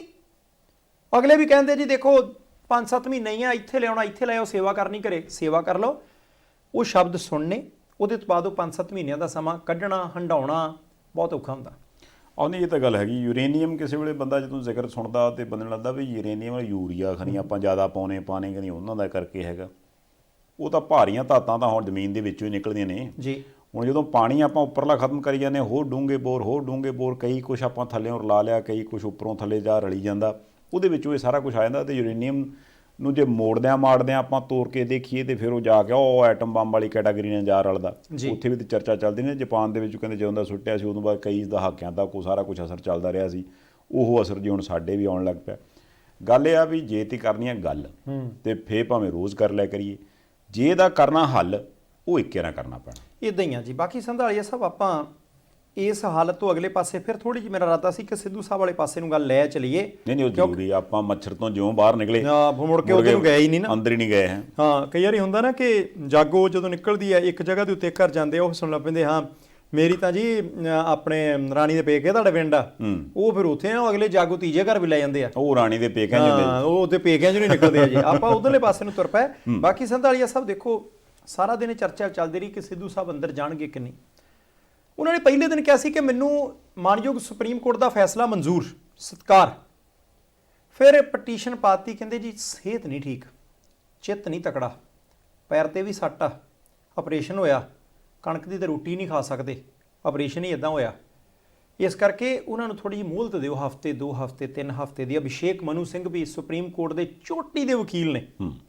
ਹੁਣ ਜਦੋਂ ਤੁਸੀਂ ਚੋਟੀ ਦੇ ਪੱਤਰਕਾਰ ਹੋ, ਹੁਣ ਹੈਗਾ ਮੈਂ ਭਰਾ ਦਾ ਮਾਣ ਮੈਂ ਨਹੀਂ ਵਧਾਵਾਂਗਾ ਤਾਂ ਕੌਣ ਵਧਾਏਗਾ। ਆ ਵਧੀਆ, ਮਤਲਬ ਇਹ ਕੰਮ ਰੱਖਿਆ। ਚਲੋ ਇਹ ਤਾਂ ਕਰ ਲੈਂਦੇ, ਇਹ ਵੀ ਠੀਕ ਹੈ। ਹੁਣ ਅਭਿਸ਼ੇਕ ਮਨੂ ਸਿੰਘ ਵੀ ਹੋਰਾਂ ਨੇ ਜਾ ਕੇ ਜਦੋਂ ਪਟੀਸ਼ਨ ਪਾਈ, ਉਹ ਕਹਿੰਦੇ ਜੀ ਦੇਖੋ ਵੀ ਠੀਕ ਨਹੀਂ, 1 2 3 ਹਫ਼ਤੇ ਦਿਓ ਜੀ। ਤੇ ਉਧਰਲੇ ਪਾਸਿਓਂ ਪੀੜਤ ਧਿਰ ਜਿਹੜਾ ਗੁਰਨਾਮ ਸਿੰਘ ਹੋਰਾਂ ਵਾਲੇ ਪਰਿਵਾਰ ਦੀ, ਉਹਨਾਂ ਦੇ ਵਕੀਲ ਸਾਹਿਬ ਕਹਿੰਦੇ ਜੀ ਦੇਖੋ ਮੈਂ ਤਾਂ ਅਦਾਲਤ ਨੇ ਜੋ ਫੈਸਲਾ ਕੀਤਾ, ਕਹਿੰਦੇ ਜੀ ਅਸੀਂ ਉੱਥੇ ਦੱਸਿਆ ਵੀ ਇਹ ਤਾਂ ਕੰਮ ਲਟਕਾਉਣਾ ਚਾਹੁੰਦੇ ਆ, ਵੀ ਦੁਪਹਿਰੇ ਹਾਥੀ ਦੇ ਸੀਗੇ, ਮਹਿੰਗਾਈ ਦੇ ਖਿਲਾਫ ਪ੍ਰਦਰਸ਼ਨ ਕਰਦੇ ਸੀਗੇ, ਹਾਥੀ ਦੇ ਉੱਪਰ ਵੀ ਚੜ੍ਹ ਗਿਆ ਸੀ, ਵੀ ਜੇ ਇੰਨੀ ਕੋ ਸੱਟ ਫੇਟ ਹੁੰਦੀ ਕਿ ਡਾਕੂਮੈਂਟ ਕੋਈ ਨਹੀਂ, ਮੈਡੀਕਲ ਵਾਲਾ ਕਹਿੰਦੇ ਸਿਰਫ ਮੂੰਹੋਂ ਮੂੰਹ ਹੀ ਕਹਿੰਦੇ ਸੀ। ਤੇ ਫਿਰ ਕਹਿੰਦੇ ਜੀ ਸੁਪਰੀਮ ਕੋਰਟ ਦੇ ਜੱਜ ਸਾਹਿਬ ਨੇ ਕਹਿਤਾ ਜੀ ਹੁਣੇ ਤਾਂ ਫੈਸਲਾ ਕੋਈ ਨਹੀਂ, ਮੁੱਖ ਜੱਜ ਸਾਹਿਬ ਕੋ ਭੇਜ ਦਿੰਨੇ ਆ। ਤੇ ਨਾਲ ਹੀ ਫਿਰ ਸਿੱਧੂ ਸਾਹਿਬ ਦੇ ਘਰੇ ਕਾਂਗਰਸੀ ਇਕੱਠੇ ਹੋਏ ਸੀ, ਅਸ਼ਵਨੀ ਸੇਖੜੀ ਸਾਹਿਬ ਵੀ ਇਕੱਠੇ ਹੋਏ ਸੀ, ਨਵਤੇਜ ਸਿੰਘ ਚੀਮਾ ਸਾਹਿਬ, ਡਾਕਟਰ ਧਰਮਵੀਰ ਗਾਂਧੀ ਆਏ, ਹੋਰ ਬਹੁਤ ਸਾਰੇ ਬੰਦੇ ਆਏ, ਹਰਦਿਆਲ ਸਿੰਘ ਕੰਬੋਜ ਆਏ। ਉਧਰਲੇ ਪਾਸਿਓਂ ਉਹ ਜਿਹੜੇ ਖਹਿਰਾ ਸਾਹਿਬ ਦੇ ਨਾਲ 2 ਬੰਦੇ ਗਏ ਸੀ ਉਦੋਂ ਆਮ ਆਦਮੀ ਪਾਰਟੀ ਛੱਡ ਕੇ ਕਾਂਗਰਸ ਪਾਰਟੀ ਦੇ ਵਿੱਚ, ਉਹ ਵੀ ਸਿੱਧੂ ਸਾਹਿਬ ਨੂੰ ਮਿਲਣ ਆਏ ਕਿ ਨਹੀਂ ਭਾਈ ਖਲੋਤੇ ਆ, ਤੁਹਾਡੇ ਨਾਲ ਹੀ ਆ, ਹੌਸਲਾ ਨਹੀਂ ਛੱਡਣਾ। ਉਹ ਫਿਰ ਸਾਰੇ ਪਟਿਆਲੇ ਅਦਾਲਤ 'ਚ ਗਏ, ਸਿੱਧੂ ਸਾਹਿਬ ਨੇ ਸਰੈਂਡਰ ਕੀਤਾ, ਪੁਲਿਸ ਗ੍ਰਿਫਤਾਰ ਕਰਕੇ ਮੈਡੀਕਲ ਕਰਾ ਕੇ ਪਟਿਆਲੇ ਜੇਲ੍ਹ ਛੱਡੇ। ਨਹੀਂ ਦੇਖੋ ਇੱਕ ਗੱਲ ਤੇ ਜਿਹੜੀ ਕੱਲ੍ਹ ਨਾਲੋਂ ਤਬਦੀਲ ਨਜ਼ਰ ਆਈ, ਉਹ ਇਹ ਨਜ਼ਰ ਆਈ ਵੀ ਜਦੋਂ ਤੇ ਉਹਨਾਂ ਨੂੰ ਸਜ਼ਾ ਹੋਈ ਸੀ ਉਦੋਂ ਬਹੁਤਾ ਕਰਕੇ ਕਈ ਕਾਂਗਰਸੀ ਲੀਡਰ ਬੋਲੇ ਨਹੀਂ, ਜਿਹੜੇ ਬੋਲੇ ਉਹ ਖਿਲਾਫ ਬੋਲੇ ਜੀ। ਪਰ ਜਦੋਂ ਆਹ ਗੱਲ ਹੋਈ ਆ ਉਦੋਂ ਬਹੁਤਾ ਕਰਕੇ ਜਾਂ ਤਾਂ ਕਹ ਲਓ ਕ੍ਰਿਟਿਸਿਜ਼ਮ ਤੋਂ ਡਰਦੇ ਆ, ਜਾਂ ਜਦੋਂ ਇਹੋ ਹੀ ਖਬਰ ਆ ਗਈ ਜਦੋਂ ਨਵਤੇਜ ਸਿੰਘ ਚੀਮਾ ਸਾਹਿਬ ਨੇ ਉਹ ਜ਼ਿਕਰ ਕੀਤਾ ਵੀ ਇਹ ਨਹੀਂ ਗੱਲ ਹੈ ਕਿ ਵੀ ਸਿੱਧੂ ਸਾਹਿਬ ਦੇ ਨਾਲ ਪਾਰਟੀ ਨਹੀਂ ਖੜੀ, ਉੱਪਰੋਂ ਹਾਈ ਕਮਾਂਡ ਦੇ ਵਿੱਚੋਂ ਪ੍ਰਿਅੰਕਾ ਗਾਂਧੀ ਹੋਰਾਂ ਫੋਨ ਕਰਕੇ ਕਿਹਾ ਕਿ ਅਸੀਂ ਤੁਹਾਡੇ ਨਾਲ ਹਾਂ ਜੀ, ਕੋਈ ਗੱਲ ਨਹੀਂ, ਅਸੀਂ ਆਪਣੇ ਤੌਰ ਤੇ ਕਰਾਂਗੇ। ਬਾਕੀ ਬੰਦੇ ਵੀ ਆਏ। ਫਿਰ ਹੁਣ ਕਾਂਗਰਸ ਪ੍ਰਧਾਨ ਨੇ ਰਾਜਾ ਵੜਿੰਗ ਸਾਹਿਬ, ਉਹ ਕਹਿੰਦੇ ਵੀ ਜਿੱਥੇ ਕਿਤੇ ਵੀ ਲੋੜ ਹੋਊਗੀ ਸਿੱਧੂ ਸਾਹਿਬ ਨੂੰ ਮੇਰੀ, ਰਾਜਾ ਵੜਿੰਗ ਖੜਾ। ਹੁਣ ਦੇਖੋ ਇੱਕ ਦਿਨ ਪਹਿਲਾਂ ਤੱਕ ਉਹ ਸਾਰੇ ਚੁੱਪ ਸੀਗੇ, ਜਿੰਨੇ ਕੁ ਬੋਲੇ ਉਹ ਵਿਰੋਧ 'ਚ ਬੋਲੇ। ਹੁਣ ਜਦੋਂ ਪਤਾ ਵੀ ਬੰਦਾ ਹੁਣ ਅੰਦਰ ਚਲਾ ਗਿਆ, ਹੁਣ ਉਹ ਕਹਿੰਦੇ ਨਹੀਂ ਆਪਾਂ ਨਾਲ ਖਲੋਤੇ ਹਾਂ। ਮੈਨੂੰ ਹੋਰ ਲੱਗਦਾ ਤੁਹਾਡੀ ਗੱਲ ਬਿਲਕੁਲ ਠੀਕ ਹੈ, ਕਿਉਂਕਿ ਤੁਸੀਂ ਚੋਟੀ ਦੇ ਬੰਦੇ ਹੋ, ਚੋਟੀ ਦੀ ਗੱਲ ਕਰਦੇ, ਚੋਟੀ ਦਾ ਕੰਮ ਚਲਾ ਰਹੇ। ਮੈਂ ਉਹੀ ਕਹਿਣਾ ਵੀ ਅੱਜ ਪਤਾ ਨਹੀਂ ਕੁਛ ਹੈ ਗੱਲ ਲੱਗਦੀ ਜਿਹੜਾ ਜਿਸ ਹਿਸਾਬ ਨਾਲ ਮੈਨੂੰ ਖਿੱਚੀ ਜਾਂਦੀ। ਮੈਂ ਇੱਥੋਂ ਸ਼ੁਰੂ ਕਰਦਾ, ਮੈਂ ਗੱਲ ਦੱਸ ਦਿੰਦਾ ਜੀ। ਮੈਂ ਸਵੇਰੇ ਗਿਆ ਵਿਆਹ, ਗਿਆ ਮਾਮਾ ਜੀ ਨਾਲ, ਤੇ ਉੱਥੇ ਅੱਜ ਐਸੀ ਕਮਾਲ ਦੀ ਗੱਲ ਵੀ ਮੈਂ ਪਹਿਲਾਂ ਇੱਕ ਰੱਖਿਆ ਬ੍ਰੈਡ ਪਕੌੜਾ, ਫਿਰ ਰੱਖੇ 2 ਅੱਧੇ ਕੀਤੇ ਪਨੀਰ ਪਕੌੜੇ, ਬਣਦਾ 1 ਸੀ ਉਹਨਾਂ ਦਾ, 3 ਨਾ ਕਰ ਦਿਓ, ਯਾਨੀ ਗਿਣਤੀ 2 'ਚ ਰੱਖਣੀਆਂ। ਮਤਲਬ ਉਹ ਵੱਡੇ ਹੀ ਇਦਾਂ ਸੀ। ਹਾਂ ਵੱਡੇ ਹੀ ਇਦਾਂ ਸੀ। ਫਿਰ ਰੱਖਿਆ ਇੱਕ ਰਸਗੁੱਲਾ ਸਾਈਡ ਜੀ ਨੂੰ ਕਰਕੇ। ਉਹਦੇ ਤੋਂ ਬਾਅਦ ਫਿਰ ਮੈਂ ਨਿਗਾਹ ਮਾਰੀ, ਇੱਥੇ ਚਾਹ ਦੀ ਕੇਤਲੀ ਪਈ, ਉਹ ਪਈ, ਮੈਂ ਕਿਹਾ ਇਹ 'ਚ ਕਿਹੜਾ ਖੰਡ ਖੋਰਦਾ ਫਿਰੂਗਾ। ਪਰਲੇ ਪਾਸੇ ਨਿਗਾਹ ਪੈ ਗਈ, ਮੈਂ ਕਿਹਾ ਉਹ ਰੰਗਦਾਰ ਪਾਣੀ ਲੱਗਦਾ ਕੋਈ ਠੰਡਾ, ਜਾਣੀ ਰੰਗਦਾਰ ਸੀ। ਤੇ ਜਾ ਕੇ ਜਦੋਂ ਘੁੱਟ ਭਰਿਆ, ਉਹ ਚੱਕ ਲਿਆ ਦੁੱਧ ਸੋਡਾ। ਜਾਣੀ ਫਿਰ ਜਦੋਂ ਬ੍ਰੈਡ ਵਾਲੇ ਪਕੌੜੇ ਨਾਲ ਤੇ ਪਨੀਰ ਵਾਲੇ ਪਕੌੜੇ ਨਾਲ ਦੁੱਧ ਸੋਡਾ ਅੰਦਰਲੇ ਪਾਸੇ ਨੂੰ ਛੜਿਆ ਨਾ, ਬੱਲੇ ਬੱਲੇ ਹੋ ਗਈ। ਇੱਕ ਚੀਜ਼ ਤੁਸੀਂ ਭੁੱਲ ਗਏ, ਜਿਹੜੀ ਚਟਨੀ ਸੀ ਲਾਲ ਰੰਗ ਦੀ, ਉਹ ਮੈਂ ਦੱਸਣੀ ਨਹੀਂ, ਉਹੀ ਮੈਂ ਕਹਾਂ ਵੀ ਜਿਹੜਾ ਗੁਲਾਬ ਜਾਮੁਨ ਮੈਂ ਤਾਂ ਹੀ ਉਹ ਸਾਈਡ ਜੀ ਤੇ ਲਾ ਸਾਈਡ। ਇਹ ਕਿੱਦਾਂ ਹੋ ਸਕਦਾ ਮਹਾਰਾਜ, ਤੁਸੀਂ ਇਹਦੇ ਤਜਰਬਾ ਨਾ ਵੀ ਤੁਸੀਂ ਇਹ ਕਹਿ ਲਓ ਵੀ ਇੱਕ ਪਾਸੇ ਤੋਂ ਹੁਣ ਇਹ ਵੀ ਡਿਸਕਸ ਕਰਨ ਵਾਲੀ ਗੱਲ ਹੈ ਵੀ ਪਲੇਟ ਆ, ਪਲੇਟ 'ਚ ਬ੍ਰੈਡ ਪਕੌੜਾ ਰੱਖ ਲਿਆ, ਦੂਜੇ ਪਾਸੇ ਪਨੀਰ ਵਾਲੇ ਪਕੌੜੇ ਰੱਖ ਲਏ, ਚਟਨੀ ਬੰਦਾ ਬਿਲਕੁਲ ਉਸ ਉਧਰਲੇ ਪਾਸੇ ਪਾਉਂਦਾ ਵੀ ਇੱਧਰ ਨਾ ਆਵੇ ਕੁਝ। ਜਾਂਦੀ ਉਧਰ ਨੂੰ। ਹੁਣ ਬ੍ਰੈਡ ਪਕੌੜਾ ਉੱਥੇ ਕਿਹੜਾ ਵੀ ਵੱਟ ਮਾਰਦੀ ਆ ਵੀ ਉਧਰ ਨੂੰ ਜਾਣਾ ਨਹੀਂ, ਉਹ ਤਾਂ ਪਤਾ ਬਾਅਦ ਚ ਲੱਗਦਾ ਵੀ ਤੁਸੀਂ ਦੁੱਧ ਤੁਹਾਡੇ ਧਿਆਨ ਹੋਣਾ ਤੇ ਬਾਹਰ ਨਾ ਵੀ ਯਾਰ ਇਹ ਹੁਣੇ ਤੇ ਰਸਗੁੱਲਾ ਚਿੱਟਾ ਸੀ ਯਾਰ, ਹੁਣ ਇਹ ਲਾਲਾ ਜਿਹਾ ਕਿਦਾਂ। ਤੁਸੀਂ ਇਹ ਦੇਖੋ ਬੰਦਾ ਪਲੇਟ ਐ ਫੜ ਕੇ ਰੱਖਦਾ ਕਿ ਰਸਗੁੱਲਾ ਜਿਹੜਾ ਐ ਨੂੰ ਨਾਜ ਵਿੱਚ ਚਟਣੀ ਵੱਲ ਨੂੰ, ਉਹ ਇੰਨਾ ਕੌਣ ਨੂੰ ਟੇਢਾ ਕਹਿੰਦਾ ਚਟਣੀ ਉਹਨੂੰ ਚਲ ਜਾਂਦੀ।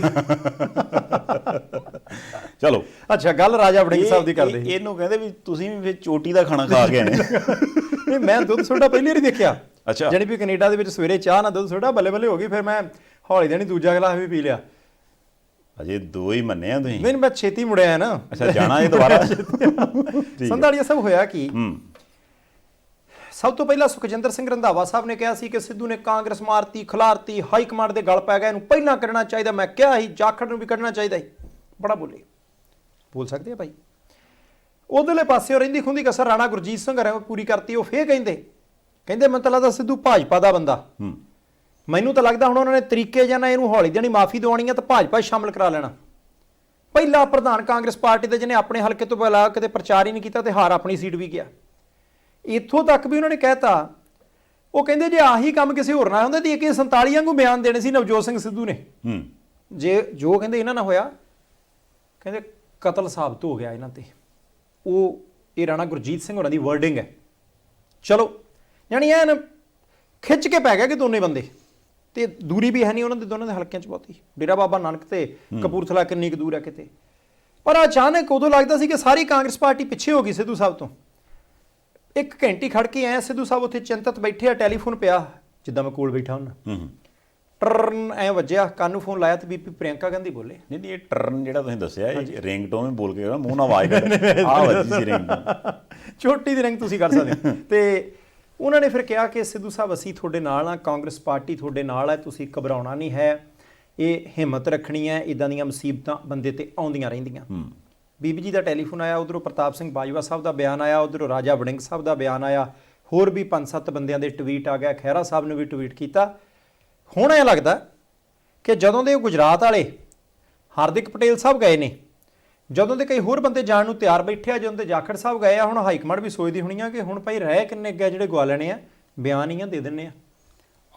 ਹੈ ਤੇ ਬਿਆਨ ਹੀ ਹੈ ਨਾ, ਹੁਣ ਕਰਦੇ ਉੱਥੇ ਕੋਈ ਸਕਦਾ ਨਹੀਂ। ਪਰ ਇਹ ਜੋ ਕੁਝ ਵੀ ਘਟਨਾ, ਇੱਕ ਕੰਮ ਕਰ ਸਕਦੇ ਆ। ਕਿਹੜਾ ਜੀ? ਮੁਲਾਕਾਤ। ਵੀ ਦੱਸੋ, ਇਹ ਵੀ ਤੇ ਉਹੀ ਗੱਲ ਹੋ ਗਈ ਨਾ ਵੀ ਤੂੰ ਵੀਰ ਅੰਦਰੇ ਰਹੀ, ਪਰਵਾਹ ਨਹੀਂ ਕਰਨੀ, ਖੜੇ ਆ ਪਰ ਆਪਾਂ ਆਪਣੀ ਥਾਂ ਤੇ ਖੜੇ ਆ। ਚਲੋ, ਇਹ ਜੋ ਵੀ ਘਟਨਾਕ੍ਰਮ ਚੱਲਿਆ, ਇੱਕ ਗੱਲ ਤੇ ਪੱਕੀ ਆ ਵੀ ਸਿੱਧੂ ਸਾਹਿਬ ਨੂੰ ਜੇ ਪਰਸਨਲੀ ਦੇਖਿਆ ਜਾਵੇ ਤੇ ਉਹਦੇ 'ਚ ਇਸ ਚੀਜ਼ ਦਾ ਨੁਕਸਾਨ ਹੈ ਜੀ। ਹਾਂ, ਕਾਂਗਰਸ ਪਾਰਟੀ ਨੂੰ ਇਸ ਚੀਜ਼ ਦਾ ਨੁਕਸਾਨ ਲੱਗਦਾ ਨਹੀਂ ਲੱਗਦਾ, ਇਹ ਕਾਂਗਰਸ ਪਾਰਟੀ ਵਾਲੇ ਸੋਚਣ। ਪਰ ਦੂਸਰੇ ਪਾਸੇ ਕਾਂਗਰਸ ਪਾਰਟੀ ਨੂੰ ਛੱਡ ਕੇ ਗਏ ਜਾਖੜ ਸਾਹਿਬ ਜਿਹੜੇ ਨੇ ਜੀ, ਕਹਿੰਦੇ ਵੀ ਉਹਨਾਂ ਨੂੰ ਹੁਣ BJP ਵਾਲੇ ਸ਼ਾਇਦ ਹੌਲੀ ਹੌਲੀ ਉਹਨਾਂ ਦਾ ਕੱਦ-ਬੁੱਤ ਵਧਾਉਣ ਦੀ ਗੱਲ ਕਰਦੇ, ਕਿਉਂਕਿ ਚਰਚਾ ਹੈ ਵੀ ਸ਼ਾਇਦ ਪ੍ਰਧਾਨ ਮੰਤਰੀ ਮੋਦੀ ਸਾਹਿਬ ਨਾਲ ਮੁਲਾਕਾਤ ਹੋਵੇ ਤੇ ਆਉਣ ਵਾਲੇ ਦਿਨਾਂ 'ਚ ਜਿਹੜੀ ਜ਼ਿਮਨੀ ਚੋਣ ਹੋਣੀ ਹੈ ਸੰਗਰੂਰ ਵਾਲੀ, ਜਿਹੜੀ ਕਿ ਖਾਲੀ ਹੋਈ ਸੀਟ ਆ, ਭਗਵੰਤ ਮਾਨ ਸਾਹਿਬ ਕਿਉਂਕਿ ਉੱਥੋਂ ਪਹਿਲਾਂ MP ਸੀ, ਅੱਜਕੱਲ੍ਹ ਮੁੱਖ ਮੰਤਰੀ ਨੇ, ਉੱਥੋਂ ਸ਼ਾਇਦ BJP ਜਾਖੜ ਸਾਹਿਬ ਨੂੰ ਆਪਣਾ ਕੈਂਡੀਡੇਟ ਬਣਾ ਲੇ। ਇਹ ਚਰਚਾ ਹੁੰਦਾ ਨਹੀਂ ਹੁੰਦਾ, ਇਹ ਉਹਨਾਂ ਦੀ ਕੈਲਕੂਲੇਸ਼ਨ ਹੈ। ਪਰ ਕੈਲਕੂਲੇਸ਼ਨ ਕਰਨ ਵਾਲੇ ਬੰਦੇ ਨੂੰ ਇਦਾਂ ਦੇਖਦੇ ਆ, ਉਹ ਕਹਿੰਦੇ ਵੀ ਦੇਖੋ ਜੀ BJP ਨੂੰ ਵੱਡਾ ਚਿਹਰਾ ਮਿਲ ਗਿਆ, ਬਹੁਤ ਸਾਰੇ ਬੰਦੇ ਹੋਣਗੇ ਜਿਹੜੇ ਜਾਖੜ ਸਾਹਿਬ ਦੇ ਨਾਲ ਦੇ ਹੋਣਗੇ, ਕਿਉਂਕਿ ਭਾਵੇਂ ਕਾਂਗਰਸ ਪਾਰਟੀ 'ਚ ਨੇ ਫਿਰ ਵੀ ਉਹ ਕਹਿੰਦੇ ਯਾਰ ਲੀਡਰ ਵਧੀਆ ਸੀ, ਆਪਾਂ ਇਹਨਾਂ ਦੇ ਨਾਲ ਆ। ਇਹਦਾ ਮਤਲਬ ਕਾਂਗਰਸ ਪਾਰਟੀ ਨੂੰ ਸਪੋਰਟ ਆਊਗੀ। ਗੱਠਜੋੜ ਦੇ ਵਿੱਚ ਕੈਪਟਨ ਸਾਹਿਬ, ਜਦੋਂ ਤੁਸੀਂ ਕੱਲ੍ਹ ਗੱਲ ਕੀਤੀ ਨਾ, ਉਹ ਕਬੱਡੀ ਵਾਲੇ ਜਿਹੜਾ ਘੇਰੇ ਘੇਰੇ ਬੰਦਾ ਨੇ ਆਪਾਂ ਨਾਲ ਹੀ ਟੀਮ ਦੇ, ਉਹਨਾਂ ਨੇ ਵੀ ਕਿਉਂਕਿ ਉਸ ਦਿਨ ਟਵੀਟ ਕਰਕੇ ਕਿਹਾ ਸੀ ਵੀ ਜਾਖੜ ਸਾਹਿਬ ਬਹੁਤ ਵਧੀਆ ਬੰਦੇ ਤੇ ਸਹੀ ਪਾਰਟੀ ਜਾ ਕੇ, ਇਹਦਾ ਮਤਲਬ ਉਹ ਵੀ ਨਾਲ ਨੇ। ਫਿਰ ਸੰਗਰੂਰ ਹਲਕਾ ਜਿਹੜਾ ਉਹ ਕਿਉਂਕਿ ਢੀਂਡਸਾ ਪਰਿਵਾਰ ਦਾ ਗੜ੍ਹ ਰਿਹਾ, ਢੀਂਡਸਾ ਪਰਿਵਾਰ ਵੀ BJP ਦੇ ਨਾਲ ਇੱਕ ਤਰ੍ਹਾਂ ਨਾਲ ਉਹਨਾਂ ਦੀ ਪਾਰਟੀ ਉਧਰ ਨਾਲ, ਯਾਨੀ ਕਿ ਢੀਂਡਸਾ ਸਾਹਿਬ ਹੋ ਗਏ, ਕੈਪਟਨ ਸਾਹਿਬ ਹੋ ਗਏ, ਜਾਖੜ ਸਾਹਿਬ ਖੁਦ BJP ਚਲ ਗਏ, BJP ਦਾ ਆਪਣਾ ਕਾਡਰ ਹੋ ਗਿਆ, ਕਾਂਗਰਸ ਪਾਰਟੀ ਦੇ ਕੁਝ ਵਰਕਰ ਹੋ ਗਏ ਜਾਂ ਲੀਡਰ ਹੋ ਗਏ ਜਿਹੜੇ ਜਾਖੜ ਸਾਹਿਬ ਨਾਲ ਹਮਦਰਦੀ ਰੱਖਦੇ ਹੋਣਗੇ, ਵੀ ਇੱਕ ਪਾਸੇ ਧਿਰ ਜੀ ਵੱਡੀ ਬਣਦੀ ਹੈ ਵੀ ਸ਼ਾਇਦ ਜਾਖੜ ਸਾਹਿਬ ਗੱਲ ਬਣ ਜਾਵੇ ਉਹਨਾਂ ਦੀ ਉੱਥੋਂ। ਦੇਖੋ, ਗੱਲ ਇੱਕ ਪੱਕੀ ਹੈ ਕਿ ਇੱਕ ਤਾਂ ਹੋ ਸਕਦਾ ਜ਼ਿਮਨੀ ਚੋਣ ਦੇ ਲਈ ਕੈਂਡੀਡੇਟ ਹੋਣ ਉਹ, ਕਿਉਂਕਿ ਭਾਰਤੀ ਜਨਤਾ ਪਾਰਟੀ ਦੇ ਕਾਡਰ ਨੂੰ ਮਨਾਉਣਾ ਸੌਖਾ ਹੀ ਆ, ਔਖਾ ਨਹੀਂ ਹੈ। ਉਹ ਮੰਨ ਜਾਂਦੇ ਆ, ਬਾਹਰੋਂ ਲਿਆ ਕੇ ਬੰਦਾ ਖੜਾ ਵਿਧਾਨ ਸਭਾ ਦੀ ਉਹਨੇ ਮੰਨੇ ਹੀ ਆ 60-70 ਹਲਕਿਆਂ ਦੇ ਵਿੱਚ ਬੰਦੇ ਬਹੁਤੇ ਬਾਹਰੋਂ ਲਿਆ ਕੇ ਖੜੇ ਕੀਤੇ ਹੀ ਆ, ਕਿਸੇ ਨੇ ਕੁਝ ਨਹੀਂ ਕਿਹਾ। ਹੁਣ ਦੂਸਰੀ ਗੱਲ ਮੈਨੂੰ ਇਹ ਵੀ ਲੱਗਦੀ ਹੈ ਕਿ ਜਿਸ ਤਰੀਕੇ ਜਾਖੜ ਸਾਹਿਬ ਸਾਰੇ ਪੰਜਾਬ ਦੇ ਕਾਂਗਰਸ ਦੇ ਪ੍ਰਧਾਨ ਰਹੇ ਆ ਤੇ ਬਹੁਤੇ ਬੰਦੇ, ਜੇ ਮੰਨ ਲਓ ਜੇ ਹੁਣ 40 MLA ਕਹਿੰਦੇ ਸੀ ਕਿ ਭਾਈ ਇਹਨਾਂ ਨੂੰ ਬਣਾਓ ਮੁੱਖ ਮੰਤਰੀ, ਉਹ ਹਾਰ ਗਏ ਆ ਚਾਹੇ ਜਿੱਤ ਗਏ ਆ, ਜਾਖੜ ਸਾਹਿਬ ਦੇ ਸੰਪਰਕ 'ਚ ਤਾਂ ਹੋਣਾ ਹੀ ਆ। ਕਹਿਣ ਦਾ ਭਾਵ ਕਿ ਉਹ ਜਾਖੜ ਸਾਹਿਬ ਨੂੰ ਇਸ ਕਰਕੇ ਨਹੀਂ ਲੈ ਕੇ ਹੁਣ ਕਿ ਜਾਖੜ ਸਾਹਿਬ ਤੁਸੀਂ ਆ ਜਾਓ, ਪਤਾ ਜਾਖੜ ਸਾਹਿਬ ਲਾਇਓ 5-7 ਬੰਦੇ ਨਾਲ ਵੱਟ ਤੇ ਹੀ ਪਏ ਆ। ਹੁਣ ਜਿੰਨਾ ਕਾਂਗਰਸ ਪਾਰਟੀ ਕਮਜ਼ੋਰ ਹੋਏਗੀ ਭਾਰਤੀ ਜਨਤਾ ਪਾਰਟੀ ਮਜ਼ਬੂਤ ਹੋਊਗੀ, ਕਿਉਂਕਿ ਇੱਕੋ ਜਿਹੇ ਵੋਟਰਾਂ ਦੇ ਵਿੱਚ ਇਹਨਾਂ ਦਾ ਆਧਾਰ ਹੈ। ਉਸ ਗੱਲ ਨੂੰ ਦੇਖ ਰਹੇ ਆ। ਇੱਕ ਚੀਜ਼ ਜਿਹੜੀ ਇੱਥੇ ਹੋਰ ਬਹੁਤ ਚੰਗੇ ਤਰੀਕੇ ਸਮਝਣ ਵਾਲੀ ਹੈ ਕਿ ਅਮਰਿੰਦਰ ਸਿੰਘ ਰਾਜਾ ਵੜਿੰਗ ਸਾਹਿਬ ਦੀ ਇੱਕ ਵੀਡੀਓ ਫੋਟੋ ਵਾਇਰਲ ਹੋ ਰਹੀ ਹੈ। ਉਹ ਕਹਿੰਦੇ ਜੀ ਸੰਗਰੂਰ ਦੇ ਵਿੱਚ ਜ਼ਮੀਨ ਦੇ ਉੱਤੇ ਲੋਕਾਂ 'ਚ ਬੈਠ ਕੇ ਇੱਟਾਂ ਦੇ ਉੱਤੇ ਰਾਜਾ ਵੜਿੰਗ ਸਾਹਿਬ ਨੇ ਉਹਨਾਂ ਦੇ ਨਾਲ ਗੱਲਬਾਤ ਕੀਤੀ, ਉਹਨਾਂ ਦੀਆਂ ਸਮੱਸਿਆਵਾਂ ਸੁਣੀਆਂ। ਪਤਾ ਰਾਜਾ ਵੜਿੰਗ ਸਾਹਿਬ ਨੂੰ ਵੀ ਹੈਗਾ ਕਿ ਭਾਈ, ਕਿਉਂਕਿ ਉਹ ਸੰਗਰੂਰ ਹੈ ਨਾ, ਉੱਥੇ ਲੜਾਈ ਜਿੱਤ ਜਾਂ ਹਾਰ ਦੀ ਨਹੀਂ, ਉੱਥੇ ਦੂਜੇ ਤੀਜੇ ਤੇ ਚੌਥੇ ਨੰਬਰ ਦੀ ਵੀ ਹੋਣੀ ਆ। ਸੰਗਰੂਰ ਪਹਿਲੀ ਗੱਲ ਕਿ ਉਹ ਹਲਕਾ ਜਿੱਥੇ ਜ਼ਿਮਨੀ ਚੋਣ ਹੋ ਸਕਦਾ ਜੂਨ ਦੇ ਅੰਤ 'ਚ ਹੀ ਹੋ ਜਾਵੇ, ਜਿੱਥੋਂ ਕਦੇ ਸਿਮਰਨਜੀਤ ਸਿੰਘ ਮਾਨ ਚੋਣ ਲੜਦੇ ਰਹੇ ਆ ਲੋਕ ਸਭਾ ਦੀ ਵੀ। ਹੁਣ ਜੇ ਢੀਂਡਸਾ ਸਾਹਿਬ, ਕੈਪਟਨ ਸਾਹਿਬ, ਜਾਖੜ ਸਾਹਿਬ, ਭਾਜਪਾ, ਉਹ ਸਾਰੇ ਬੰਦੇ ਇਕੱਠੇ ਹੋਣਗੇ, ਉੱਥੋਂ ਅਰਵਿੰਦ ਖੰਨਾ ਹੋਰੀ ਵੀ ਹੈਗੇ ਆ ਜਿਹੜੇ ਕੁਝ ਵੋਟਾਂ ਦੇ ਉੱਤੇ ਪ੍ਰਭਾਵ ਰੱਖਦੇ ਆ। ਢੀਂਡਸਾ ਪਰਿਵਾਰ ਜੇ ਬਹੁਤ ਚੰਗੇ ਤਰੀਕੇ ਜੁੜ ਕੇ ਅਗਲੇ ਪਾਸੇ ਨੂੰ ਤੁਰੇ, ਕੁਝ ਵੋਟਾਂ ਉਹ ਵੀ ਇਕੱਠੀਆਂ ਕਰਦਾ ਹੈ। ਕਾਂਗਰਸ ਪਾਰਟੀ ਦੀਆਂ ਵੋਟਾਂ ਜੇ ਖਿਸ ਕੇ ਉਧਰਲੇ ਪਾਸੇ ਨੂੰ ਜਾਂਦੀਆਂ, ਵੜਿੰਗ ਸਾਹਿਬ ਦਾ ਵੀ ਲਿਟਮਸ ਟੈਸਟ ਹੀ ਆ ਇਹ। ਪ੍ਰਧਾਨਗੀ ਤੋਂ ਬਾਅਦ ਪਹਿਲੀਆਂ ਚੋਣਾਂ ਹੋਣੀਆਂ ਤੇ ਉਦੋਂ ਲੋਕਾਂ ਨੇ ਕੈਲਕੂਲੇਸ਼ਨ ਕਰਨੀ ਆ। ਵਿਧਾਨ ਸਭਾ ਦੀਆਂ ਚੋਣਾਂ ਦੇ ਵਿੱਚ ਵੜਿੰਗ ਸਾਹਿਬ ਇਹਨਾਂ ਸਾਰੇ ਸੰਗਰੂਰ ਲੋਕ ਸਭਾ ਹਲਕਿਆਂ ਦੇ ਵਿਧਾਨ ਸਭਾ ਹਲਕਿਆਂ ਦੇ ਵਿੱਚੋਂ ਕਾਂਗਰਸੀ ਵੋਟਰਾਂ ਨੂੰ ਪਈਆਂ, ਉਮੀਦਵਾਰਾਂ ਨੂੰ ਪਈਆਂ ਕੁੱਲ ਵੋਟਾਂ ਦਾ ਜੋੜ ਇੰਨਾ। ਹੁਣ ਤੁਹਾਡੀ ਅਗਵਾਈ ਦੇ ਵਿੱਚ ਜ਼ਿਮਨੀ ਚੋਣ ਲੜੀ ਤੇ ਕਾਂਗਰਸ ਪਾਰਟੀ ਦੇ ਉਮੀਦਵਾਰਾਂ ਨੂੰ ਵੋਟਾਂ ਜਿਹੜੀਆਂ ਪਈਆਂ ਉਹਦਾ ਕੁੱਲ ਜੋੜ ਇੰਨਾ। ਫਿਰ ਦੂਸਰਾ ਨੰਬਰ ਕਿਹਦਾ, ਤੀਸਰਾ ਕਿਹਦਾ, ਚੌਥਾ ਕਿਹਦਾ ਤੇ ਪਹਿਲਾ ਕਿਹਦਾ, ਰੌਲਾ ਬਹੁਤ ਪੈਣਾ।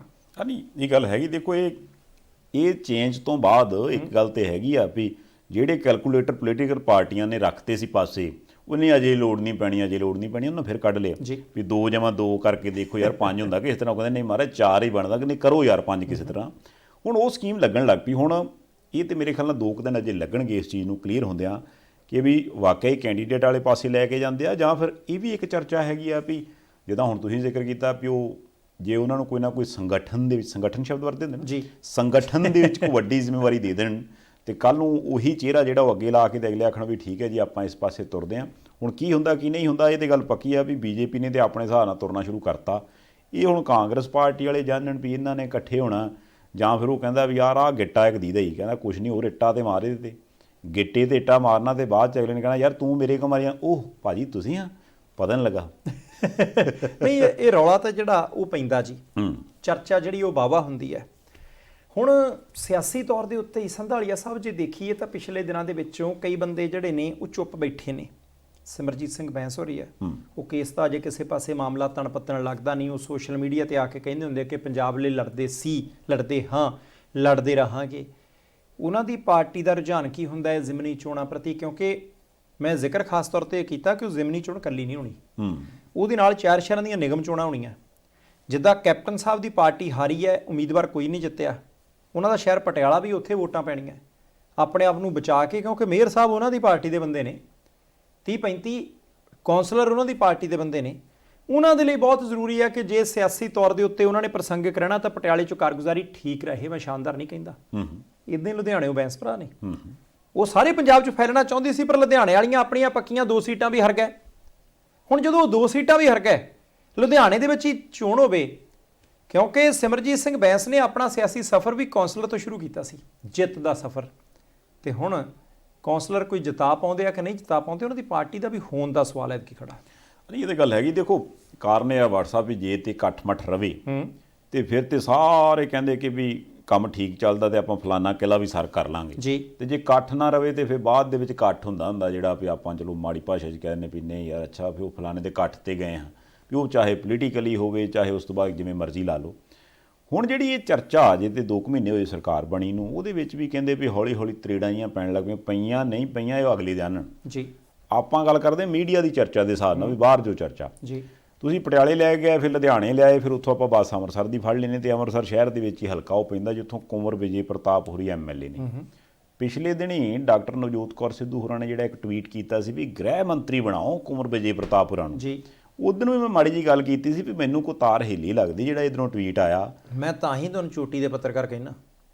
ਅੱਛਾ, ਮੈਂ ਜਾਨੀ ਮੇਰੀ ਗੱਲ ਤੁਸੀਂ ਆਪ ਖੁਦ ਹੁਣ ਨਿਕਲੀ ਇਹ ਗੱਲ ਵਿੱਚੋਂ। ਮੈਂ ਵੀ ਆਖਾਂ ਵੀ ਯਾਰ ਹੁਣ ਆਇਆ ਸੱਚ ਸਾਹਮਣੇ, ਮੈਨੂੰ ਖੁਲਾਸਾ ਹੋਇਆ ਹੈ, ਹੁਣ ਹੋਇਆ ਖੁਲਾਸਾ। ਅੱਛਾ ਮੇਰੀ ਵੱਡੀ ਖਬਰ ਆ ਗਈ, ਵੱਡੀ ਖਬਰ ਦਿੱਤੀ ਗਈ। ਉਹ ਯਾਰ ਮਾਫੀ ਚਾਹੁੰਦੇ ਅਸੀਂ ਇੱਦਾਂ ਦੀਆਂ ਕੀ ਕਰੀਏ, ਇਹ ਸਾਡੇ ਵਾਲੇ ਵੀ ਕਰ ਜਾਂਦੇ ਕਈ ਵੇਲੇ, ਕੋਈ ਗੱਲ ਨਹੀਂ। ਅੱਛਾ ਮੇਰੀ ਗੱਲ ਸੁਣੋ, ਹਾਂਜੀ, ਚਿੱਠੀ ਲਿਖੀ ਕੁੰਵਰ ਵਿਜੇ ਪ੍ਰਤਾਪ ਹੋਰਾਂ ਨੇ, ਐਂਡ ਉਹਨਾਂ ਨੇ ਜਿਹੜੀਆਂ ਗੱਲਾਂ ਬੇਅਦਬੀ ਕਾਂਡ ਨਾਲ ਜਾਂ ਉਸ ਤੋਂ ਬਾਅਦ ਵਾਪਰੀਆਂ ਘਟਨਾਵਾਂ ਨਾਲ ਬਾਈਬਲ ਕਲਾਂ ਕੋਟਕਪੂਰੇ ਦਾ ਜ਼ਿਕਰ ਕਰਕੇ ਕੀਤਾ ਕਿ ਵੀ ਠੀਕ ਨਹੀਂ ਚੱਲ ਰਿਹਾ ਕੰਮ, ਉੱਤੇ ਵਿਚਾਰ ਕਰ ਲਈਏ। ਨਹੀਂ, ਬਹੁਤ ਜ਼ਰੂਰੀ ਹੈ ਜੀ। ਦੇਖੋ, ਕੁੰਵਰ ਵਿਜੇ ਪ੍ਰਤਾਪ ਹੋਰੀ IPS ਅਧਿਕਾਰੀ ਰਹੇ, SIT ਦੇ ਮੈਂਬਰ ਸੀ, ਜਿਹੜੀ ਕਿ ਸ੍ਰੀ ਗੁਰੂ ਗ੍ਰੰਥ ਸਾਹਿਬ ਜੀ ਦੀ ਬੇਅਦਬੀ ਤੋਂ ਬਾਅਦ ਵਾਪਰੀਆਂ ਘਟਨਾਵਾਂ ਦੀ ਜਾਂਚ ਪੜਤਾਲ ਕਰ ਰਹੀ ਸੀ। ਉਹ ਪ੍ਰੈਸ ਦੇ ਵਿੱਚ ਵੀ ਆ ਜਾਂਦੇ ਸੀ, ਦੱਸ ਦਿੰਦੇ ਸੀ ਕਿ ਭਾਈ ਛੱਡਣਾ ਕੋਈ ਨਹੀਂ ਹੈਗਾ, ਜਾਂਚ ਪੜਤਾਲ ਹੋ ਰਹੀ ਹੈ, ਅੱਗੇ ਨੂੰ ਜਾ ਰਹੀ ਹੈ। ਕਈਆਂ ਨੂੰ ਚੀਜ਼ ਸੁਖਾਂਦੀ ਨਹੀਂ ਸੀ। ਫਿਰ ਹਾਈ ਕੋਰਟ ਦੇ ਵਿੱਚ ਜਾਂ ਅਦਾਲਤ ਦੇ ਵਿੱਚ ਜਾ ਕੇ ਉਹਨਾਂ ਦੀ ਰਿਪੋਰਟ ਰੱਦ ਕਰਤੀ ਗਈ ਕਿ ਭਾਈ ਇਹ SIT ਦੀ ਰਿਪੋਰਟ ਨਾ, ਇੱਦਾਂ ਨਹੀਂ।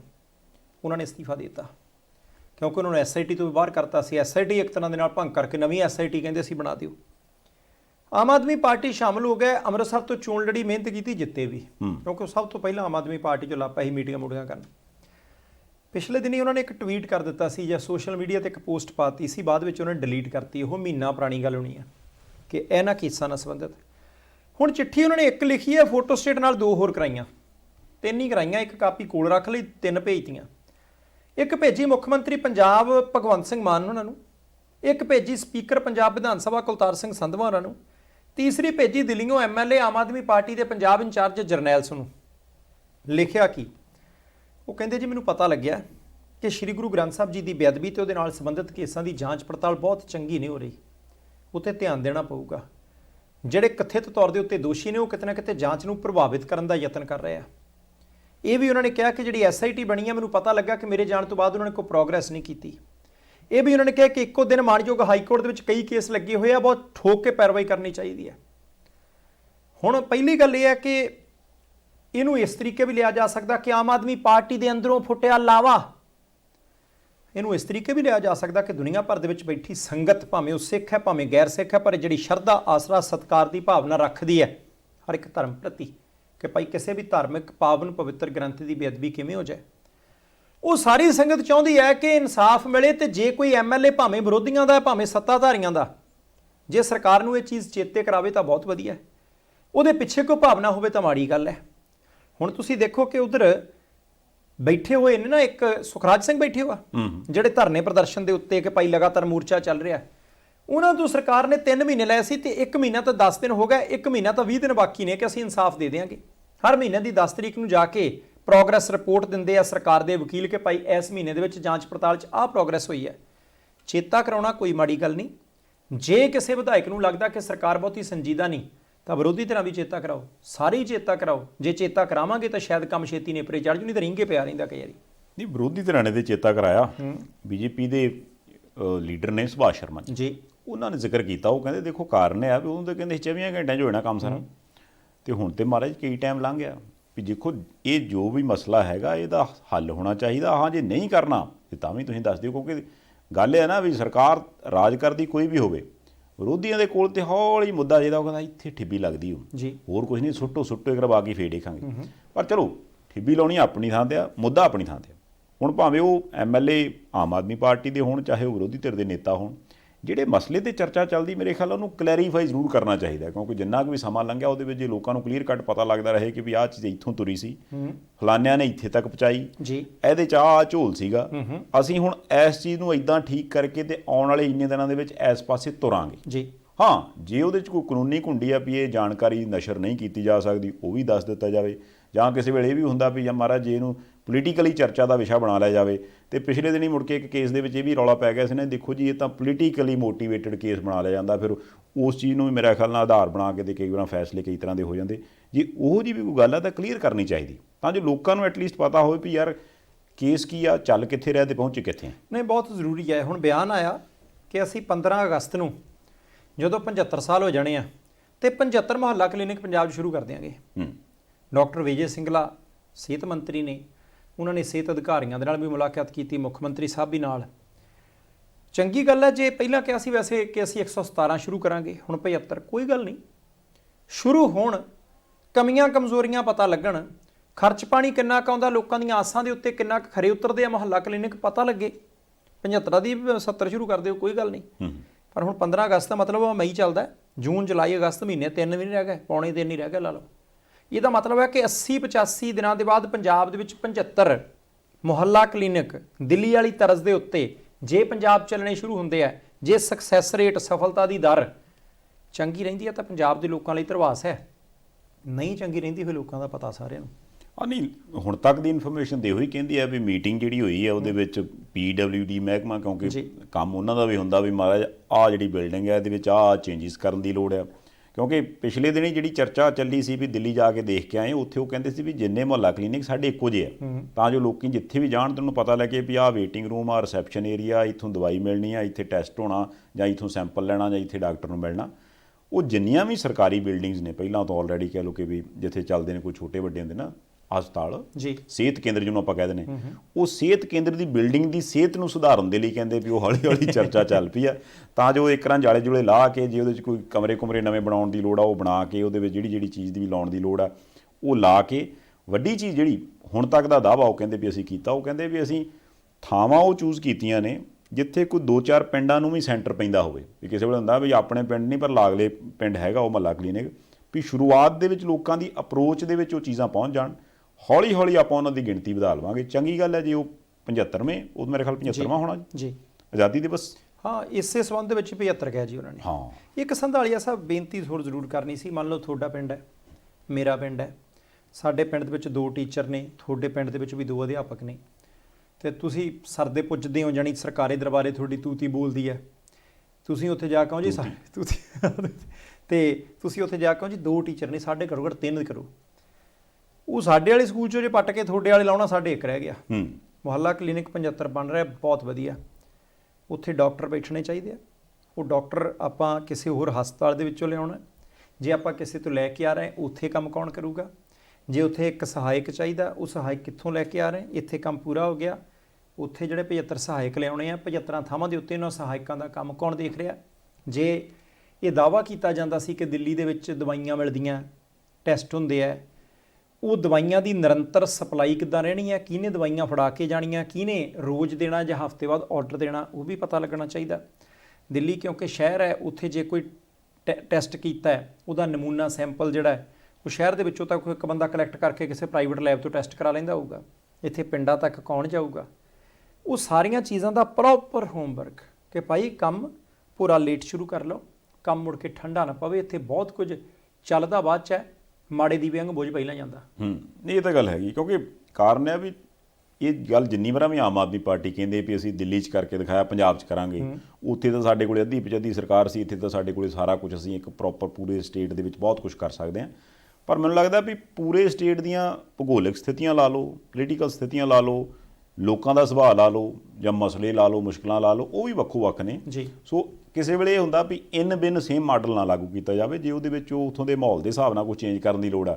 ਇਹ ਗੱਲ ਤੁਹਾਡੀ ਠੀਕ ਹੈ ਵੀ ਜੇ ਮੰਨ ਲਓ ਹੁਣ ਪਿੰਡ ਹੀ ਉਹ ਦਰਿਆ ਦੇ ਕੰਢੇ ਵੱਲ ਨੂੰ ਪੈਂਦਾ ਤੇ ਉੱਥੇ ਇੱਕ ਅਗਲੇ ਪਾਸੇ ਨੂੰ ਮੁਹੱਲਾ ਕਲੀਨਿਕ ਬਣਾਇਆ, ਤੇ ਜਿਹੜਾ ਉਹ ਰਾਹ ਹੋਵੇ ਉਹ ਕਹਿੰਦਾ ਬਾਕੀ ਠੀਕ ਆ, ਭੁੱਬੜ ਜੀ ਬੜੀ ਹੋ ਜਾਂਦੀ ਹੈ। ਮੈਂ ਗਿਆ ਤੇ ਸੀਗਾ ਸੈਂਪਲ ਲੈਣ, ਤੇ ਡਾਕਟਰਾਂ ਨੇ ਪਹਿਲਾਂ ਕਿਹਾ ਵੀ 30 ਮਿੰਟ 'ਚ ਇਹਦਾ ਸਾਰਾ ਕੁਝ ਹੋਣਾ ਚਾਹੀਦਾ, ਤੇ ਮੇਰੇ ਤੇ ਮੋਟਰਸਾਈਕਲ ਨੂੰ ਮੁੜਦੇ ਪੌਣਾ ਘੰਟਾ ਲੱਗ ਗਿਆ। ਉਹ ਨਾ ਹੋਵੇ ਵੀ ਮਤਲਬ ਉਹੋ ਜਿਹੀ ਗੱਲਬਾਤ, ਵੀ ਇਹ ਜ਼ਰੂਰ ਵੇਖ ਲਿਆ ਜਾਵੇ ਵੀ ਕਿਉਂਕਿ ਇਹ ਜੁੜੀ ਹੋਈ ਗੱਲ ਹੈ ਸਿਹਤ ਨਾਲ।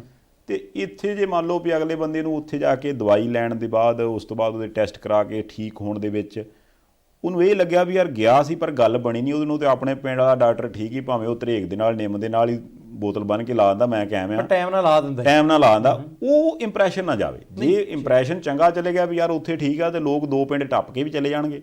ਤੇ ਜੇ ਇੰਪਰੈਸ਼ਨ ਇਹ ਚਲਾ ਗਿਆ ਵੀ ਨਹੀਂ ਯਾਰ ਉੱਥੇ ਤੇ ਬੰਦਾ ਹੀ ਕੋਈ ਨਹੀਂ ਲੱਭਦਾ, ਤੇ ਫਿਰ ਉਹ ਇਹ ਨਾ ਹੋਵੇ ਵੀ ਜਿਹੜੀ ਚੀਜ਼ ਤਾਂ ਭਲੇ ਲਈ ਕੀਤੀ ਗਈ ਉਹ ਬਦਨਾਮੀ ਦਾ ਕਾਰਨ ਬਣ ਜੇ। ਕਈ ਵਾਰੀ ਨਾ ਆਪਾਂ ਕਰਦੇ ਹਾਂ ਤਾਂ ਸਿੱਖਦੇ ਹਾਂ, ਕੋਈ ਵੀ ਚੀਜ਼ ਜਿਹੜੀ ਹੈ ਕਿ ਆਪਾਂ ਸ਼ੁਰੂ ਕਰ ਲਈਏ ਕੋਈ ਕੰਮ, ਸਾਨੂੰ ਪਤਾ ਲੱਗਦਾ ਇਹਦੇ ਵਿੱਚ ਮੈਂ ਤੇਜ਼ ਹਾਂ, ਇਹਦੇ 'ਚ ਹੌਲੀਆਂ, ਦਾਤੀ ਨੂੰ ਦੰਦੇ ਕਿੰਨੇ ਕਢਾਉਣੇ ਸੀ, ਗੰਡਾਸਾ ਕਿੰਨਾ ਕੁ ਚੰਡਾਉਣਾ ਸੀ, ਬਹੁਤ ਸਾਰੀਆਂ ਚੀਜ਼ਾਂ ਨੇ। ਹੁਣ ਗੰਡਾਸਾ ਜਿਹੜਾ ਹੁੰਦਾ, ਜੋ ਗੰਡਾਸਾ ਹੁੰਦਾ ਜਿੰਨਾ ਪੱਠੇ ਕੁਤਰਦੇ ਆ, ਵੈਸੇ ਜਾਣੀ ਉਹ ਕੀ ਹੁੰਦਾ ਜਿਹੜਾ ਉਹ ਪੱਠੇ ਕੁਤਰਦੇ, ਟੋਕਾ ਹੀ, ਟੋਕਾ, ਜਾਣੀ ਉਹ ਗੰਡਾਸਾ ਟਾਈਪ ਹੀ ਹੁੰਦਾ ਹੈ ਨਾ, ਮੁੜੇ ਬਿਲਡ ਕਰਾ ਲਓ ਗੰਡਾਸਾ ਬਣ ਜਾਂਦਾ ਤੁਹਾਡਾ। ਹਾਂ, ਟੋਕਾ। ਇਹ ਹੁਣ ਤੁਸੀਂ ਵੇਖੋ, ਮੈਂ ਬੇਨਤੀ ਕਰਾਂ ਤੁਸੀਂ ਭਰਾ ਨੂੰ ਸਰੀਰ ਦੇਖੋ, ਗੱਲਾਂ ਦੇਖੋ, ਫੁੱਲ ਸ਼ਾਟ ਲਾਓ ਯਾਰ, ਸਿੰਗਲ ਟੇਕ ਵਾਲਾ ਨਹੀਂ ਇਹ ਕੰਮ, ਇਹ ਪੂਰਾ ਨਾਲ ਵੀਰ ਮੇਰਾ ਆਉਣਾ ਚਾਹੀਦਾ ਯੁਵਰਾਜ ਜੀ।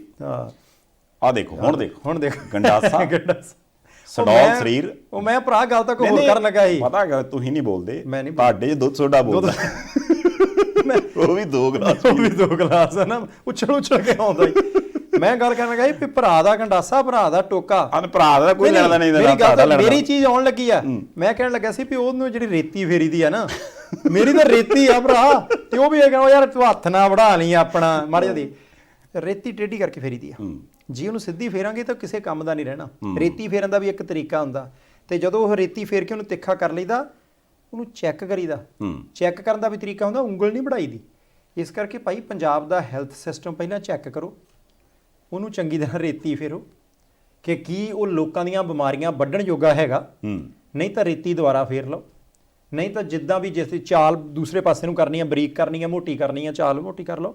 ਕਾਲਾ ਤੇਲ ਕਈ ਵਾਰੀ ਲਾਉਣਾ ਹੁੰਦਾ, ਉਹ ਲਾ ਲਓ। ਜੋ ਕੁਛ ਵੀ ਕਰਨ ਵਾਲਾ ਉਹ ਇੱਕ ਵਾਰੀ ਕਰ ਲਓ। ਜਦੋਂ ਇੱਕ ਵਾਰੀ ਚੱਲ ਪਿਆ ਕੰਮ, ਫਿਰ ਬਾਰ-ਬਾਰ ਜਿਹੜੀ ਆ ਮੋਟਰ ਪੱਟ ਕੇ ਹੋਰ ਜਗ੍ਹਾ ਦੇ ਉੱਤੇ ਮਸ਼ੀਨ ਪੱਟ ਕੇ ਲੱਗਦੀ ਨਹੀਂ ਹੁੰਦੀ, ਕਿਉਂਕਿ ਲੰਬਾ ਚੌੜਾ ਕੰਮ ਹੁੰਦਾ। ਨਹੀਂ, ਇਹ ਚਲੋ ਅਸੀਂ ਆਸ ਉਮੀਦ ਕਰਦੇ ਹਾਂ ਵੀ ਇਹਦੇ ਤੇ ਜ਼ਰੂਰ ਪਹਿਲਾਂ ਮਤਲਬ ਸਾਰੀ ਜਾਂਚ ਪੜਤਾਲ ਕਰ ਲਈ ਜਾਵੇ। ਦੂਜੀ ਗੱਲ, ਜੇ ਹੁਣ ਆਪਾਂ ਤੁਰੇ ਹੀ ਹਾਂ ਤੇ ਇੱਕ ਹੋਰ ਮੰਤਰੀ ਸਾਹਿਬ ਨੇ, ਬੈਂਸ ਸਾਹਿਬ, ਆਓ ਜੀ, ਹਰਜੋਤ ਸਿੰਘ ਬੈਂਸ ਹੋਰੀ, ਉਹਨਾਂ ਪਹਿਲਾਂ ਰੇਤ ਬਜਰੀ ਦੀ ਗੱਲ ਕੀਤੀ ਸੀ ਵੀ ਬਹੁਤ ਛੇਤੀ ਆਪਾਂ ਉਹ ਸਾਰਾ ਕੁਝ ਆਨਲਾਈਨ ਕਰ ਦੇਣਾ ਸਿਸਟਮ, ਤੁਸੀਂ ਬਸ ਜਿੱਦਾਂ ਖਾਣਾ ਮੰਗਾਈਦਾ ਇੱਦਾਂ ਆਰਡਰ ਕਰੋਗੇ ਰੇਤ ਬਜਰੀ ਘਰੇ। ਹੁਣ ਗੱਲ ਚੱਲ ਪਈ ਜੇਲ੍ਹਾਂ ਦੇ ਬਾਰੇ 'ਚ, ਕਿਉਂਕਿ ਜੇਲ੍ਹਾਂ ਦਾ ਅੱਜ ਕੱਲ੍ਹ ਵਾਹਵਾ ਚਰਚਾ ਚੱਲਦਾ, ਤੇ ਫਿਰ ਪੁੱਛ ਲਿਆ ਆਪਣੇ ਭਾਈਚਾਰੇ ਨੇ ਕਿ ਮਹਾਰਾਜ ਉੱਥੇ ਤਾਂ VIP ਕਲਚਰ ਹੈ ਜੀ, ਫੋਨ ਵਰਤੇ ਜਾਂਦੇ ਆ ਜੀ, ਇਹਨਾਂ ਬਾਰੇ ਕੀ ਕਹਿੰਦੇ ਹੋ? ਉਹ ਕਹਿੰਦੇ ਦੇਖੋ VIP ਕਲਚਰ ਤਾਂ ਅਸੀਂ ਖਤਮ ਕਰਤਾ, ਕਿ ਉਹ ਜਿਹੜੇ ਅੰਦਰ ਬਣੀਆਂ ਫੈਸਿਲਿਟੀਜ਼ ਸੀਗੀਆਂ ਉਹ ਸਾਰੀਆਂ ਫੈਸਿਲਿਟੀਜ਼ ਅਸੀਂ ਜਿਹੜੀਆਂ ਉਹ ਆਪਣੇ ਜਿਹੜਾ ਕੋਈ ਕੰਮਕਾਰ ਹੋਰ ਕਰਨ ਵਾਲਾ ਹੁੰਦਾ ਪ੍ਰਸ਼ਾਸਨਿਕ ਉਹਦੇ ਅੰਡਰ ਲੈ ਆਂਦੀਆਂ। ਦੂਜੀ ਰਹੀ ਗੱਲ, ਕਹਿੰਦੇ ਵੀ ਤਕਨੀਕ ਹੁਣ ਅਸੀਂ ਲੱਭਣ ਦੀ ਕੋਸ਼ਿਸ਼ ਕਰ ਰਹੇ ਹਾਂ ਵੀ ਬਹੁਤ ਛੇਤੀ ਕੋਈ ਜੀਓ ਮੈਪਿੰਗ ਨਾਂ ਦੀ ਚੀਜ਼ ਤਕਨੀਕ ਦੇ ਨਾਲ ਸਾਨੂੰ ਇਹ ਪਤਾ ਲੱਗ ਜੂ ਵੀ ਕਿਹੜੀ ਥਾਂ ਤੋਂ ਕਿੰਨੀ ਵਾਰਾਂ ਕਿਹੜੀ ਚੀਜ਼ ਦਾ ਸਿਗਨਲ ਗਿਆ, ਉਹ ਤੋਂ SMS ਹੋਇਆ, WhatsApp ਕਾਲ ਹੋਈ, ਦੂਜੀ ਕਾਲ ਹੋਈ, ਉਹ ਜਿਹੜੀ ਚੀਜ਼ ਉਹਨੂੰ ਆਪਾਂ ਬਲੌਕ ਵੀ ਕਰ ਸਕਦੇ ਹਾਂ, ਰਿਕਾਰਡ ਵੀ ਕਰ ਸਕਦੇ ਹਾਂ, ਤੇ ਉਹਨੂੰ ਅਸੀਂ ਫੜ ਵੀ ਸਕਦੇ ਹਾਂ। ਇਹਦੇ ਤੇ ਸਾਡਾ ਹੁਣ ਜ਼ੋਰ ਲੱਗਾ। ਦੇਖੋ, ਜੇ ਇਹ ਕੰਮ ਪਹਿਲਾਂ ਰੰਧਾਵਾ ਸਾਹਿਬ ਕੋਲੇ ਮਹਿਕਮਾ ਹੁੰਦਾ ਸੀ, ਉਹ ਵੀ ਇਹੀ ਗੱਲ ਕਹਿੰਦੇ ਰਹੇ, ਹੁਣ ਬੈਂਸ ਸਾਹਿਬ ਕੋਲ ਆ, ਉਹ ਕਹਿੰਦੇ ਵੀ ਅਸੀਂ ਛੇਤੀ ਕਰ ਲੈਣਾ। ਇਹ ਹੁੰਦਾ ਕਿ ਨਹੀਂ ਹੁੰਦਾ, ਇਹਦੇ ਲਈ ਤਾਂ ਵਕਤ ਚਾਹੀਦਾ, ਕਰਨਾ ਚਾਹੀਦਾ। ਜਿਹੜੇ ਬਾਹਰ ਉਹ ਗੈਂਗ ਗੂੰਗ 'ਚ ਚੱਲੀ ਜਾਂਦੇ, ਫਰੌਤੀਆਂ ਜਿਹੜੀਆਂ ਮੰਗੀ ਜਾਂਦੀਆਂ, ਜਾਂ ਇਹ ਕਿਹਾ ਜਾਂਦਾ ਜੀ ਜੇਲ੍ਹਾਂ ਦੇ ਵਿੱਚੋਂ ਤਾਂ ਜੀ ਉਹ ਬੰਦਾ ਹੋਰ ਅਪਰਾਧੀ ਹੋ ਕੇ ਨਿਕਲਦਾ, ਸਾਰਾ ਕੰਮ ਬੰਦ ਹੋ ਜੂ ਸੰਧਾੜੀਆ ਸਾਹਿਬ। ਜੇ ਜੇਲ੍ਹ ਦੇ ਵਿੱਚ ਨਸ਼ਾ, ਆ ਜਿਹੜੀਆਂ ਬੇਕਾਨੂੰਨੀ ਜਿਹੀਆਂ ਚੀਜ਼ਾਂ, ਗੈਰ ਕਾਨੂੰਨੀ ਚੀਜ਼ਾਂ ਜਿਹੜੀਆਂ ਜੀ ਉਹ ਫੜ ਹੋ ਜਾਣ। ਉਹਦਾ ਕਾਰਨ ਕੀ? ਮੰਨ ਲਓ ਕਿ ਇੱਕ ਬੰਦਾ ਛੋਟੇ ਜਿਹੇ ਕਿਸੇ ਮਸਲੇ ਜੇਲ੍ਹ ਚਲਾ ਗਿਆ, ਝਗੜੇ ਚਲਾ ਗਿਆ, ਗੁਆਂਢੀਆਂ ਨਾਲ ਝਗੜਾ ਹੋ ਜਾਂਦਾ ਕਈ ਵਾਰੀ, ਛੋਟੀ ਮੋਟੀ ਚੋਰੀ ਚਲਾ ਗਿਆ, ਉੱਥੇ ਆ ਕੇ ਦੇਖਦਾ ਉਹ ਯਾਰ ਉਹਦੀ ਜੇਲ੍ਹ 'ਚ ਪੂਰੀ ਟੌਰ ਆ, ਸੁੱਚਾ ਪਾਣੀ ਵਧੀਆ, ਰੋਜ਼ ਨਾਈ ਦਾ। ਹਾਂ, ਉਹਨੂੰ ਤੜਕਾ ਲਾ ਕੇ ਰੋਟੀ ਆਉਂਦੀ, 4 ਜਣੇ ਉਹਦੇ ਡੌਲੇ ਘੁੱਟਦੇ, ਜਾਣੀ ਉੱਥੋਂ ਬੰਦਾ ਕਹਿੰਦਾ ਯਾਰ ਇਹ, ਫਿਰ ਬੰਦਾ ਉਹਦੇ ਨੇੜੇ ਹੁੰਦਾ, ਉਹ ਤੁਸੀਂ ਕਹਿੰਦਾ ਗੱਲੇ ਹੀ ਕੋਈ ਨਹੀਂ ਬੈਠੇ ਆ, ਬੰਦਾ ਹੋਰ ਅਪਰਾਧੀ ਬਣ ਕੇ ਬਾਹਰ ਨਿਕਲਦਾ, ਉਹਦੀ ਸੰਗਤ 'ਚ ਆਉਂਦਾ। ਤਾਂ ਜੇ ਸਾਰਿਆਂ ਨੂੰ ਇੱਕੋ ਜਿਹਾ ਵਿਹਾਰ ਹੋਊਗਾ, ਟੈਲੀਫੋਨ ਉਹਦੇ ਕੋਲ ਵੀ ਨਹੀਂ ਹੋਊਗਾ ਤੇ ਉਹਦੇ ਕੋਲ ਵੀ ਨਹੀਂ ਹੋਊਗਾ, ਉਹ ਵੀ ਵਿਚਾਰਾ ਤੇ ਉਹ ਵੀ ਵਿਚਾਰਾ, ਉਹ ਵੀ ਸੀਮਾ ਦੇ ਵਿੱਚ ਤੇ ਉਹ ਵੀ ਸੀਮਾ ਦੇ ਵਿੱਚ, ਫਿਰ ਤੁਸੀਂ ਦੇਖੋ ਕਿ ਪਹਿਲੀ ਗੱਲ ਹੈ ਕਿ ਕੋਈ ਬੰਦਾ ਕਿਸੇ ਦੇ ਪ੍ਰਭਾਵ 'ਚ ਨਹੀਂ ਜਾਊਗਾ, ਵੱਧ ਵੱਡੇ ਅਪਰਾਧੀ ਦੇ। ਦੂਸਰਾ, ਜੇਲ੍ਹ 'ਚ ਮੋਬਾਈਲ ਨਹੀਂ ਹੋਣਗੇ, ਬਾਹਰੋਂ ਫਰੌਤੀਆਂ ਨਹੀਂ ਮੰਗੀਆਂ ਜਾਣਗੀਆਂ। ਜੇ ਫਰੌਤੀਆਂ ਨਹੀਂ ਮੰਗੀਆਂ ਜਾਣਗੀਆਂ, ਲੋਕ ਕਹਿਣਗੇ ਯਾਰ ਠੀਕ ਹੈ ਕੰਮ, ਗੱਲ ਕਿਹੜੀ ਹੈ, ਇੱਦਾਂ ਦੀ ਵੀ ਕੋਈ ਗੱਲ ਨਹੀਂ, ਕਾਰੋਬਾਰ ਕਰੋ ਭਰਾਓ, ਇੱਥੇ ਆ ਕੇ ਪੈਸੇ 4 ਇਨਵੈਸਟ ਕਰੋ ਪੰਜਾਬ 'ਚ, ਵਧੀਆ। ਤੇ ਤੀਸਰੀ ਗੱਲ ਜਿਹੜੀ ਬੜੀ ਇੰਪੋਰਟੈਂਟ ਹੈ ਕਿ ਜੇ ਮੋਬਾਈਲ ਆ ਸਕਦਾ, ਨਾਲ ਸੌਦਾ ਆ ਸਕਦਾ। ਜੇ ਨਾਲ ਸੌਦਾ ਆਉਂਦਾ ਤੇ ਸੌਦਾ ਕੋਈ ਭੇਜਦਾ ਪਿੱਛੋਂ, ਮੈਂ ਕਹਿੰਦਾ ਜਿਹਦੇ ਕੋਲੋਂ ਵੀ ਉਹ ਲੱਭਦਾ, ਇਹ ਵਾਰੀ ਚੰਗਾ ਥਾਪੜੋ ਟੰਗੋ ਉਹਨੂੰ, ਜਾਣੀ ਜੋ ਕਾਨੂੰਨੀ ਤੌਰ ਦੇ ਉੱਤੇ ਬਣਦਾ ਕਿ ਭਾਈ ਤੂੰ ਮੰਗਾਇਆ ਕਿਹਦੇ ਤੋਂ, ਤੈਨੂੰ ਇੱਥੇ ਲਿਆ ਕੇ ਦਿੱਤਾ ਕਿਹਨੇ, ਤੇ ਉਹਨੂੰ ਕਿਹਨੇ ਫੜਾਇਆ। ਪਿੱਛੋਂ ਜਾ ਕੇ ਮੱਛੀ ਮੋਟਰ ਬਣਾ ਦਿਓ। ਗੱਲ ਠੀਕ ਹੈ ਤੁਹਾਡੀ, ਪਰ ਚਲੋ ਇਹ ਹੁਣ ਕਹਿੰਦੇ ਵੀ ਅਸੀਂ ਕਰ ਰਹੇ ਹਾਂ, ਕਰਨਗੇ, ਉਸ ਤੋਂ ਬਾਅਦ ਆਪਾਂ ਉਹਦੀ ਗੱਲ ਵੀ ਕਰ ਲਵਾਂਗੇ। ਹੋਰ ਗੱਲ ਦੱਸੋ ਕਿਹਦੀ ਕਰਨੀ? ਜੱਲਿਆਂ ਵਾਲੇ ਬਾਗ ਦੀ ਗੱਲ ਕਰਨੀ ਹੈ। ਹਾਂ, ਜੱਲਿਆਂ ਵਾਲੇ ਬਾਗ ਦੀ ਗੱਲ ਕਰੀ, ਕਿਉਂਕਿ ਉਹਦੇ ਸਮੇਂ ਤਬਦੀਲੀ ਦੀ ਗੱਲ ਚੱਲਦੀ ਸੀ। ਸੰਧਾਲੀਆ ਸਾਹਿਬ, ਪਹਿਲਾਂ ਇਹ ਸੀਗਾ ਕਿ ਆਪਾਂ ਵੀ ਕਈ ਵਾਰੀ ਜਾਂਦੇ ਹੁੰਦੇ ਸੀ ਜੀ, ਇਹ ਟੁਖੜੀ ਆ ਇੱਥੋਂ ਸਫਾਈ ਕਰਨ ਵਾਲੀ ਆ, ਬੜਾ ਕੁਝ ਹੁੰਦਾ ਸੀ। ਫਿਰ ਉਹਦੇ ਨਵੀਨੀਕਰਨ ਦੀ ਯੋਜਨਾ ਬਣ ਗਈ, ਕਿਉਂਕਿ ਸੈਂਟਰ ਸਰਕਾਰ ਵੀ ਵਿੱਚੇ, ਪੰਜਾਬ ਸਰਕਾਰ ਦੇ ਨੁਮਾਇੰਦੇ, ਲੋਕਲ ਨੁਮਾਇੰਦੇ। ਫਿਰ ਜਦੋਂ ਉਹਨੂੰ ਲੰਬਾ ਸਮਾਂ ਬੰਦ ਰੱਖਿਆ ਜੀ, ਉਹਦਾ ਕੰਮ ਚੱਲਦਾ ਹੈ ਅੰਦਰ। ਫਿਰ ਜਦੋਂ ਖੋਲ੍ਹਿਆ, ਤੌਖਲਾ ਤਾਂ ਲੋਕਾਂ ਨੂੰ ਪਹਿਲਾਂ ਹੀ ਸੀ, ਕਹਿੰਦੇ ਜੀ ਪੁਰਾਣਾ ਸਰੂਪ ਹੀ ਵਿਗਾੜ ਦਿੱਤਾ। ਬੀਬੀ ਲక్ష్ਮੀ ਕਾਂਤਾ ਚਾਵਲਾ, ਹੋਰ ਬਹੁਤ ਸਾਰੀਆਂ ਜਥੇਬੰਦੀਆਂ ਨੇ ਕਿਹਾ। ਫਿਰ ਚਰਚਾ ਚੱਲ ਪਈ ਜੀ ਟਿਕਟ ਲਾ ਦੇਣੀ ਹੈ ਇੱਥੇ ਅੰਦਰ ਵੜਨ ਦੀ, ਇਹ ਨਹੀਂ ਹੋਣੀ ਚਾਹੀਦੀ, ਫੀਲ ਕਹਿੰਦੇ ਆਉਂਦਾ ਨਹੀਂ। ਚਲੋ, ਫਿਰ ਉਹਨੂੰ ਸਵੇਰੇ 9 ਵਜੇ ਖੋਲ੍ਹਦੇ ਸੀ ਕਿ 9 ਵਜੇ ਖੁੱਲਿਆ ਕਰੂਗਾ ਸ਼ਾਮ ਤੱਕ। ਤੇ ਜੱਲਿਆਂ ਵਾਲੇ ਬਾਗ ਦੇ ਵਿੱਚ ਲੋਕ ਸੈਰ ਕਰਦੇ ਆ, ਪੁਰਾਣੇ ਸਮੇਂ ਤੋਂ, ਸਦੀਆਂ ਪਹਿਲਾਂ ਤੋਂ। ਅੰਮ੍ਰਿਤਸਰ ਦੇ ਲੋਕ, ਖੁੱਲ੍ਹਾ ਥਾਂ ਆ, ਦਰਖਤ ਲੱਗੇ ਹੋ ਸੀ ਕਿ ਉੱਥੇ ਲੋਕ ਸੈਰ ਕਰਨ ਆਉਂਦੇ ਸੀ, ਬਹਿੰਦੇ ਸੀ, ਸਾਰਾ ਕੁਝ। ਉਹ ਤਾਂ 1919 ਨੂੰ ਹੀ ਜਣੀ ਇਤਿਹਾਸਕ ਬਣਿਆ ਨਾ, ਨਹੀਂ ਤਾਂ ਜਿੱਦਾਂ ਦਾ ਆਮ ਇੱਕ ਬਾਗ ਸੀ ਉੱਦਾਂ ਦਾ ਬਾਗ ਸੀ ਉਹ। ਹੁਣ ਲੋਕ ਉੱਥੇ ਸੈਰ ਕਰਦੇ ਸੀ। ਉਹ ਜਦੋਂ ਨਵੀਨੀਕਰਨ ਤੋਂ ਬਾਅਦ ਉਹ ਕਹਿੰਦੇ ਜੀ ਗੇਟ ਹੀ 9 ਵਜੇ ਖੁੱਲ੍ਹਣਾ। 9 ਵਜੇ ਨਹੀਂ ਪੰਜਾਬੀ ਸੈਰ ਕਰਦੇ, ਹਾਲਾਂਕਿ ਇੱਥੇ ਤਾਂ ਦੁਪਹਿਰੇ 2 ਵਜੇ ਵੀ ਕਰ ਲੈਂਦੇ ਜਿਹਨੇ ਕਰਨੀ ਆ। ਆਪਣੀ ਆਦਤ ਕੁਛ ਹੋਰ ਤਰ੍ਹਾਂ ਦੀ, ਮੌਸਮ ਕੁਛ ਹੋਰ ਤਰ੍ਹਾਂ ਦਾ। ਚਲੋ ਜੀ, ਲਗਾਤਾਰ ਰੌਲਾ ਰੱਪਾ ਉਹਦਾ ਪਿਆ। ਹੁਣ DC ਸਾਹਿਬ ਕਰਤਾ ਧਰਤਾ ਹੁੰਦੇ ਆ ਜ਼ਿਲ੍ਹੇ ਦੇ, ਉਹ ਕਹਿੰਦੇ ਜੀ ਸਵੇਰੇ 6 ਵਜੇ, ਕਹਿੰਦੇ ਜੀ ਲੋਕਾਂ ਦੇ, ਮੈਨੂੰ ਦੱਸਿਆ, ਮੈਂ ਪਤਾ ਸ਼ਤਾ ਕੀਤਾ ਕਿ ਬਿਲਕੁਲ ਠੀਕ ਹੈ, ਲੋਕਾਂ ਨੇ ਸੈਰ ਕਰਨੀ ਹੁੰਦੀ, 6 ਤੋਂ 8:30 ਵੀ ਕਹਿੰਦੇ ਖੁੱਲੂਗਾ। ਜਿਨ੍ਹਾਂ ਨੇ ਉਹ 2.5 ਘੰਟਿਆਂ ਦੇ ਵਿੱਚ ਸੈਰ ਕਰਨੀ ਹੈ, ਕੋਈ ਗੱਲ ਨਹੀਂ, ਆਰਾਮ ਨਾਲ ਸੈਰ ਕਰੋ, ਆਲੇ ਦੁਆਲੇ ਕੋਈ ਖਲਾਰਾ ਨਹੀਂ ਪਾਉਣਾ, ਕੋਈ ਚੀਜ਼ਾਂ ਨਹੀਂ ਛੇੜਨੀਆਂ, ਗੱਲ ਕਿਹੜੀ ਹੈ। ਇਦਾਂ ਦੇ ਫੈਸਲੇ ਮੈਂ ਉਹੀ ਕਹਿੰਦੇ ਨੇ ਕਦੇ ਕਦੇ ਦੇਖ ਲੈਣਾ ਚਾਹੀਦਾ, ਗੰਡਾਸੇ ਦੇ ਉੱਤੇ ਹੱਥ ਫੇਰ ਕੇ ਜਾਂ ਟੋਕੇ ਤੇ ਹੱਥ ਫੇਰ ਕੇ ਕਿ ਭਾਈ ਉਹ ਠੀਕ ਤਰੀਕੇ ਤਿੱਖਾ ਹੋਇਆ, ਪੱਠੇ ਕੁਤਰੂਗਾ ਕਿ ਨਹੀਂ ਕੁਤਰੂਗਾ। ਜੇ ਲੱਗਦਾ ਕੋਈ ਕਮੀ ਪੇਸ਼ੀ ਆ, ਫੈਸਲੇ ਦਰੁਸਤ ਕੀਤੇ ਜਾ ਸਕਦੇ ਹੁੰਦੇ ਨੇ। ਵਧੀਆ ਗੱਲ ਹੈ। ਦੇਖੋ ਹੁਣ ਆਮ ਤੌਰ ਤੇ ਇੱਕ ਗੱਲ ਇਹ ਵੀ ਹੈ ਕਿ ਜਲ੍ਹਿਆਂਵਾਲੇ ਬਾਗ ਜਾਣ ਵਾਲੀ ਸੰਗਤ ਜਾਂ ਦਰਬਾਰ ਸਾਹਿਬ ਜਾਣ ਵਾਲੀ ਸੰਗਤ ਉਹ ਦੋਵਾਂ ਸਥਾਨਾਂ ਤੇ ਜਾਂਦੇ ਜੀ। ਹੁਣ ਕਿਸੇ ਨੂੰ ਹੁੰਦਾ ਵੀ ਯਾਰ ਹੁਣ ਗਰਮੀ ਹੋ ਗਈ, ਆਪਾਂ ਤੜਕੇ ਤੜਕੇ ਗੁਰੂ ਘਰ ਮੱਥਾ ਟੇਕ ਆਉਣਾ। ਹੁਣ ਜਿਹੜਾ ਤੜਕੇ ਤੜਕੇ ਗੁਰੂ ਘਰ ਮੱਥਾ ਟੇਕ ਆਇਆ ਤੇ ਨਾਲ ਦੇ ਨਿਆਣੇ ਆਖਣ ਵੀ ਬਾਪੂ ਆਪਾਂ ਵੇਖ ਕੇ ਜਾਣਾ ਜਲ੍ਹਿਆਂਵਾਲਾ ਬਾਗ ਜੀ। ਹੁਣ ਇਹ ਤਾਂ ਨਹੀਂ ਕਿ ਵੀ ਉਹ ਬਾਹਰ ਆਖਣ ਵੀ ਆਪਾਂ ਪੁੱਤ ਕੋਈ ਨਹੀਂ ਹੁਣ 7 ਵਜੇ ਵਿਹਲੇ ਹੋ ਗਏ ਆ ਤੇ 2 ਘੰਟੇ ਡੀਕ ਲਈਏ, ਬੂਹਾ ਖੋਲੂ ਤੇ ਆਪਾਂ ਜਾਵਾਂਗੇ। ਸੋ ਵਧੀਆ ਗੱਲ ਹੈ ਵੀ ਜੇ ਉਹਨਾਂ ਨੂੰ ਜਾਪਿਆ ਵੀ ਇਸ ਚੀਜ਼ ਦੀ ਲੋੜ ਆ, ਜਿਹੜਾ ਕੋਈ ਦੂਰੋਂ ਆਇਆ ਉਹ ਤੜਕੇ ਆਪਣਾ ਉੱਥੇ ਵੇਖ ਕੇ ਤੇ ਉਸ ਤੋਂ ਬਾਅਦ ਆਪਣੇ ਮੰਜ਼ਿਲ ਤੇ ਪਹੁੰਚਣ ਵਾਲਾ ਬਣੂਗਾ। ਗੱਲ ਤੇ ਸਿਰਫ ਇੰਨੀ ਗਿਆ ਕਿ ਬਹੁਤ ਵਾਰ ਚੀਜ਼ਾਂ ਲੋਕਾਂ ਦੇ ਵਿੱਚ ਐਗਜ਼ਿਸਟ ਕਰਦੀਆਂ ਹੁੰਦੀਆਂ, ਉਹਨਾਂ ਦੀ ਲੋੜ ਹੁੰਦੀ ਆ, ਜਾਂ ਤੇ ਕੋਈ ਰਾਹ ਰਸਤਾ ਨਹੀਂ ਉੱਪਰ ਤੱਕ ਜਾਂਦਾ ਹੁੰਦਾ, ਜਾਂ ਜੇ ਉੱਪਰ ਤੱਕ ਗੱਲ ਜਾਵੇ ਵੀ ਤਾਂ ਅਗਰ ਕੋਈ ਨਹੀਂ ਯਾਰ ਰੱਖਦੇ ਜੇ ਟਾਈਮ ਹੈ ਨਹੀਂ ਆਪਾਂ ਬਾਅਦ 'ਚ ਗੱਲ ਕਰਦੇ। ਫਰਕ ਸਿਰਫ ਇੰਨਾ ਗਾ ਵੀ ਜਿਹਦੇ ਕੋਲੇ ਹਰਾ ਪੈਨ ਹੈਗਾ ਉਹ ਟਾਈਮ ਨਾਲ ਚਲਾ ਦੇਵੇ। ਲੋਕ ਸੌਖੇ, ਲੋਕਾਂ ਕਿਹੜਾ ਵੀ ਉੱਥੇ ਕੋਈ ਬਿਜ਼ਨਸ ਕਰਨੇ, ਕਾਰੋਬਾਰ ਕਰਨੇ, ਨਿੱਕੇ ਨਿੱਕੇ ਤਾਂ ਲੋੜਾਂ ਨਹੀਂ, ਇਹ ਬਹੁਤ ਜ਼ਰੂਰੀ ਹੈ, ਚੰਗਾ ਤੇ ਹੋ ਵੀ ਜਾਣਾ। ਸੰਧਾਲੀਆ ਸਾਹਿਬ ਦੇਖੋ, ਹਰਿਆਣੇ ਦੇ ਵਿੱਚ ਖੱਟਰ ਸਾਹਿਬ ਦੀ ਸਰਕਾਰ ਹੈ, ਉਹਨਾਂ ਨੇ 4000 ਰੁਪਇਆ ਸਿੱਧੀ ਬਿਜਾਈ ਦਾ ਦੇਣ ਦਾ ਐਲਾਨ ਕੀਤਾ ਸੀ ਨਾ। ਹੁਣ ਉਹਨਾਂ ਨੇ ਇੱਕ ਹੋਰ ਕਰਨ ਲੱਗਾ ਹਰਿਆਣਾ ਅਗਾਂਹ ਵਾਧੂ ਕਦਮ। ਬਾਰ-ਬਾਰ ਕਿਹਾ ਜਾਂਦਾ ਸੀ ਵਿਧਾਨ ਸਭਾ ਦੇ ਸੈਸ਼ਨ ਲੰਬੇ ਹੋਣ, ਤੇ ਸਪੀਕਰ ਸਾਹਿਬ ਨੇ ਕਿਹਾ ਵੀ ਕਹਿੰਦੇ ਹੁਣ ਤੱਕ ਦਾ ਲੰਬਾ ਸੈਸ਼ਨ ਕਰਾਂਗੇ, ਸਾਰਿਆਂ ਨੂੰ ਮੌਕਾ ਮਿਲੂਗਾ। ਪੰਜਾਬ ਵਾਲਿਆਂ ਨੇ ਕਿਹਾ, ਹਰਿਆਣੇ ਵਾਲਿਆਂ ਨੇ ਇੱਕ ਨਵਾਂ ਫੈਸਲਾ ਕਰ ਦਿੱਤਾ। ਦੇਖੋ ਕਈ ਚੀਜ਼ਾਂ ਨੂੰ ਤੋਂ ਸਿੱਖਣ ਵਾਲੀਆਂ, ਉਹ ਖੇਡਾਂ ਦੇ ਵਿੱਚ ਬਹੁਤ ਚੰਗੇ ਨੇ ਸਾਡੇ ਤੋਂ, ਕਾਪੀ ਪੇਸਟ ਕਰ ਲਓ ਕਿਉਂਕਿ ਕਦੇ ਇੱਕੋ ਸੂਬਾ ਹੁੰਦਾ ਸੀ। ਉਹਨਾਂ ਨੇ ਭਾਵੰਤਰ ਸਕੀਮ ਜਿਹੜੀ ਫਸਲਾਂ ਦੀ ਖਰੀਦੋ ਫਰੋਖਤ ਦੀ ਉਹ ਸ਼ੁਰੂ ਕੀਤੀ, ਅਸੀਂ ਨਹੀਂ ਕਰ ਸਕੇ, ਕਾਪੀ ਪੇਸਟ ਕਰ ਲੈਣਾ ਚਾਹੀਦਾ। ਤੀਸਰੇ ਨੰਬਰ ਦੇ ਉੱਤੇ ਹੁਣ ਜੇ ਉਹਨਾਂ ਨੇ 4000 ਸਿੱਧੀ ਬਿਜਾਈ ਦਾ ਦੇਣਾ ਸ਼ੁਰੂ ਕੀਤਾ, ਐਤਕੀ ਨਹੀਂ ਅਗਲੇ ਵਾਰੀ 4 ਕਰ ਦਿਓ ਆਪਾਂ ਵੀ, ਕਿੱਥੇ ਉਹਨਾਂ ਦੇ ਰਿਜ਼ਲਟ ਕਿੱਦਾਂ ਦੇ ਆਉਂਦੇ ਆ। ਚੌਥੇ ਨੰਬਰ ਦੇ ਉੱਤੇ ਹੁਣ ਉਹਨਾਂ ਨੇ ਕਿਹਾ ਕਿ ਵਿਧਾਨ ਸਭਾ ਦੇ ਵਿੱਚ ਨਾ ਪ੍ਰਸ਼ਨ ਪੁੱਛਣ ਦਾ ਸਾਰੇ ਐਮਐਲਏਜ਼ ਨੂੰ ਪੂਰਾ ਮੌਕਾ ਨਹੀਂ ਮਿਲਦਾ। ਉਹ ਇੱਕ ਨਵੀਂ ਪਿਰਤ ਪਾਉਣ ਜਾ ਰਹੇ ਆ ਕਿ ਹਰ ਐਮਐਲਏ ਹਰ ਮਹੀਨੇ 3 ਸਵਾਲ ਲਿਖਤੀ ਪੁੱਛ ਸਕਦਾ, ਵਿਧਾਨ ਸਭਾ ਦਾ ਸੈਸ਼ਨ ਚੱਲਦਾ ਹੋਵੇ ਭਾਵੇਂ ਨਾ। ਯਾਨੀ ਕਿ ਤੁਸੀਂ ਮੰਨ ਲਓ ਐਮਐਲਏ ਹੋ, ਚੋਟੀ ਦੇ ਐਮਐਲਏ ਹਰਿਆਣੇ ਦੇ ਹੋ ਵੀ, ਹਾਂ ਯਾਰ ਕੱਲ ਐਮਐਲਏ ਬਣਾਇਆ, ਫਿਰ ਹੌਲੀ ਹੌਲੀ ਅੱਗੇ ਵਧੀਆ ਨਾ, ਹੌਲੀ ਹੌਲੀ ਸੱਤਾ ਧਿਰ ਦੇ ਬਣਾ ਰਹੇ ਆ। ਜੇ ਉਹ ਤੁਹਾਡੀ ਮਰਜ਼ੀ, ਉਹ ਚੁਆਇਸ ਤੁਹਾਡੀ ਹੈ ਯਾਰ, ਫਿਰ ਆਪਾਂ ਤੁਹਾਨੂੰ ਆਜ਼ਾਦ ਜਿਤਾ ਦੇਣਾ, ਜਿੰਨਾ ਮਰਜ਼ੀ ਸ਼ਾਮਲ ਹੋ ਜਾ, ਮੈਨੂੰ ਜਿਹਦੀ ਮਰਜ਼ੀ ਝੋਲੀ ਪਾ ਦੇ, ਜਿਹਦੀ ਮਰਜ਼ੀ ਝੋਲੀ ਪਾ ਦੇ। ਸੰਧਾਲੀਆ ਸਾਹਿਬ ਹੋਣਾ ਕੀ ਆ, ਉਹ ਕਹਿੰਦੇ ਜੀ ਤੁਸੀਂ 3 ਸਵਾਲ ਲਿਖਤੀ ਪੁੱਛ ਲਿਓ, ਸਕੱਤਰੇਤ ਦੇ ਵਿੱਚ ਜਾ ਕੇ ਦੇਣੇ ਪੈਣੇ ਆ, ਤੇ ਉਹਨਾਂ ਦੇ ਜਵਾਬ ਤੁਹਾਨੂੰ ਵਿਧਾਨ ਸਭਾ ਦੇ ਸੈਸ਼ਨ ਦੇ ਵਿੱਚ ਲਿਖਤੀ ਰੂਪ ਦੇ ਵਿੱਚ ਹੀ ਮਿਲ ਜਾਣਗੇ। ਕੋਈ ਗੱਲ ਨਹੀਂ, ਜਾਂ ਜਿੱਦਾਂ ਪਹਿਲਾਂ ਵੀ ਤੁਸੀਂ ਸਵਾਲ ਘੇਰੇ ਲਿਖਦੇ ਨੇ ਉਹਨੇ ਤੁਹਾਨੂੰ ਲਿਖਤੀ ਰੂਪ ਜਵਾਬ ਮਿਲਦੇ, ਬਿਲਕੁਲ ਉਦਾਂ ਹੀ ਮਿਲਣਗੇ, ਆਥੈਂਟਿਕ ਮਿਲਣਗੇ। ਮੈਨੂੰ ਲੱਗਦਾ ਕਿ ਪਹਿਲਾਂ ਸੀਗਾ ਕਿ ਸਾਰੇ 5 ਸਾਲਾਂ ਦੇ ਵਿੱਚ ਇੱਕ ਐਮਐਲਏ ਜੇ ਪੂਰਾ ਜ਼ੋਰ ਵੀ ਲਾ ਲਵੇ ਤਾਂ 1500 ਸਵਾਲ ਉਹਦੇ ਵੱਧ ਤੋਂ ਵੱਧ ਹੁੰਦੇ ਸੀ। ਹੁਣ ਕਹਿੰਦੇ ਜੀ 2700 ਤੱਕ ਵੀ 5 ਸਾਲਾਂ ਦੀ ਗਿਣਤੀ ਪਹੁੰਚ ਜੂ, ਤਕਰੀਬਨ ਡਬਲ। ਵਧੀਆ ਜੀ, ਜੇ ਫਾਰਮੂਲਾ ਕੰਮ ਕਰਦਾ ਹੈ, ਵਰਕ ਕਰਦਾ ਹੈ ਤਾਂ ਚੰਗੀ ਗੱਲ ਹੈ। ਹੁਣ ਲੋਕ ਵੀ ਜਾ ਕੇ ਆਖਣਗੇ, ਜਿੱਦਾਂ ਮੰਨ ਲਓ ਅਸੀਂ ਆਏ ਤੁਹਾਡੇ ਹਲਕੇ ਦੇ ਬੰਦੇ, ਐਲਐਮਏ ਸਾਹਿਬ ਤੁਹਾਡੇ ਤਾਂ ਅਸੀਂ ਪੋਰਟਰ ਟੈਂਕੀਆਂ ਤੇ ਲਾਉਂਦੇ ਰਹੇ, ਅਸੀਂ ਤਾਂ ਆਪਣੇ ਕੱਟੇ ਦੀ ਪੁੱਛਣਾ ਵੀ ਤੁਹਾਡਾ ਪੋਰਟਰ ਬੰਦ ਦਿੱਤਾ ਸੀ, ਤੁਸੀਂ ਐਂ ਕਰੋ ਆ ਸਾਡੇ ਸਕੂਲ ਜਿਹੜਾ ਅਪਗ੍ਰੇਡ ਨਹੀਂ ਹੁੰਦਾ, ਸਾਨੂੰ ਕਾਲਜ ਚਾਹੀਦਾ ਹੈ। ਨਹੀਂ ਸਾਡੇ ਸਾਹਮਣੇ ਹੁਣੇ ਹੀ ਸਵਾਲ ਲਿਖ ਕੇ ਤੇ ਚਲੋ ਸਾਡੇ ਨਾਲ ਹੀ ਤੁਹਾਡੀ ਗੱਡੀ ਬਣਾ, ਸੈਕਟਰੀਏਟ ਜਾ ਕੇ ਦੇ ਕੇ ਆਈਏ। ਜੇ ਇਦਾਂ ਹੋ ਜੇ ਤੇ ਫਿਰ ਤੇ ਕੀ ਬਾਤ ਆ। ਬਾਕੀ ਦੇਖੋ ਕਾਰਨ ਆ ਵੀ ਇਹ ਉਹ ਪਿਰਤਾਂ ਨੇ, ਮੈਨੂੰ ਲੱਗਦਾ ਵੀ ਅਸੀਂ ਵੀ ਕੋਸ਼ਿਸ਼ ਕਰ ਰਹੇ ਹਾਂ ਵੀ ਉਹ ਖਬਰਾਂ, ਉਹ ਗੱਲਾਂ ਜਿਹੜੀਆਂ ਕਿ ਕਈ ਵਾਰਾਂ ਜਿਹੜੀ ਵੱਡੀ ਖਬਰ ਨਹੀਂ ਬਣਦੀ, ਜਿਹਦੇ ਨਾਲ ਖੁਲਾਸਾ ਨਹੀਂ ਹੁੰਦਾ ਹੈ ਨਾ, ਜਾਂ ਸੱਚ ਨਹੀਂ ਸਾਹਮਣੇ ਆਉਂਦਾ, ਉਹਨਾਂ ਨੂੰ ਥੋੜਾ ਪਾਸੇ ਕਰਕੇ ਉਹ ਗੱਲਾਂ ਜਿਹੜੀਆਂ ਕਿ ਵਾਕਈ ਉੱਪਰ ਤੱਕ ਪਹੁੰਚਣੀਆਂ ਚਾਹੀਦੀਆਂ, ਜਿਨ੍ਹਾਂ ਦੇ ਉੱਪਰ ਕੰਮ ਕਰਨਾ ਚਾਹੀਦਾ, ਉਹ ਪਹੁੰਚਾਈਆਂ ਜਾਣ। ਬਹੁਤ ਚੰਗਾ, ਆਪਾਂ ਚੱਲੀਏ ਹੁਣ, ਚਲੀਏ ਦੁੱਧ ਸੋਡਾ ਪੀਏ। ਸ਼ੁਕਰੀਆ। ਹਾਂ ਬੰਦਾ ਹੁਣ ਮੰਨੇ, ਮੈਨੂੰ ਪਿਆਊਗਾ। ਲਓ ਜੀ, ਫਿਰ ਆਪਾਂ ਹੁਣ ਦੁਬਾਰਾ ਮਿਲਾਂਗੇ। ਹੁਣ ਦਿਓ ਇਜਾਜ਼ਤ। ਦੇਖਦੇ ਰਹਿਣਾ ਪ੍ਰਾਈਮ ਏਸ਼ੀਆ TV, ਤੁਹਾਡਾ ਆਪਣਾ, ਤੁਹਾਡੇ ਲਈ।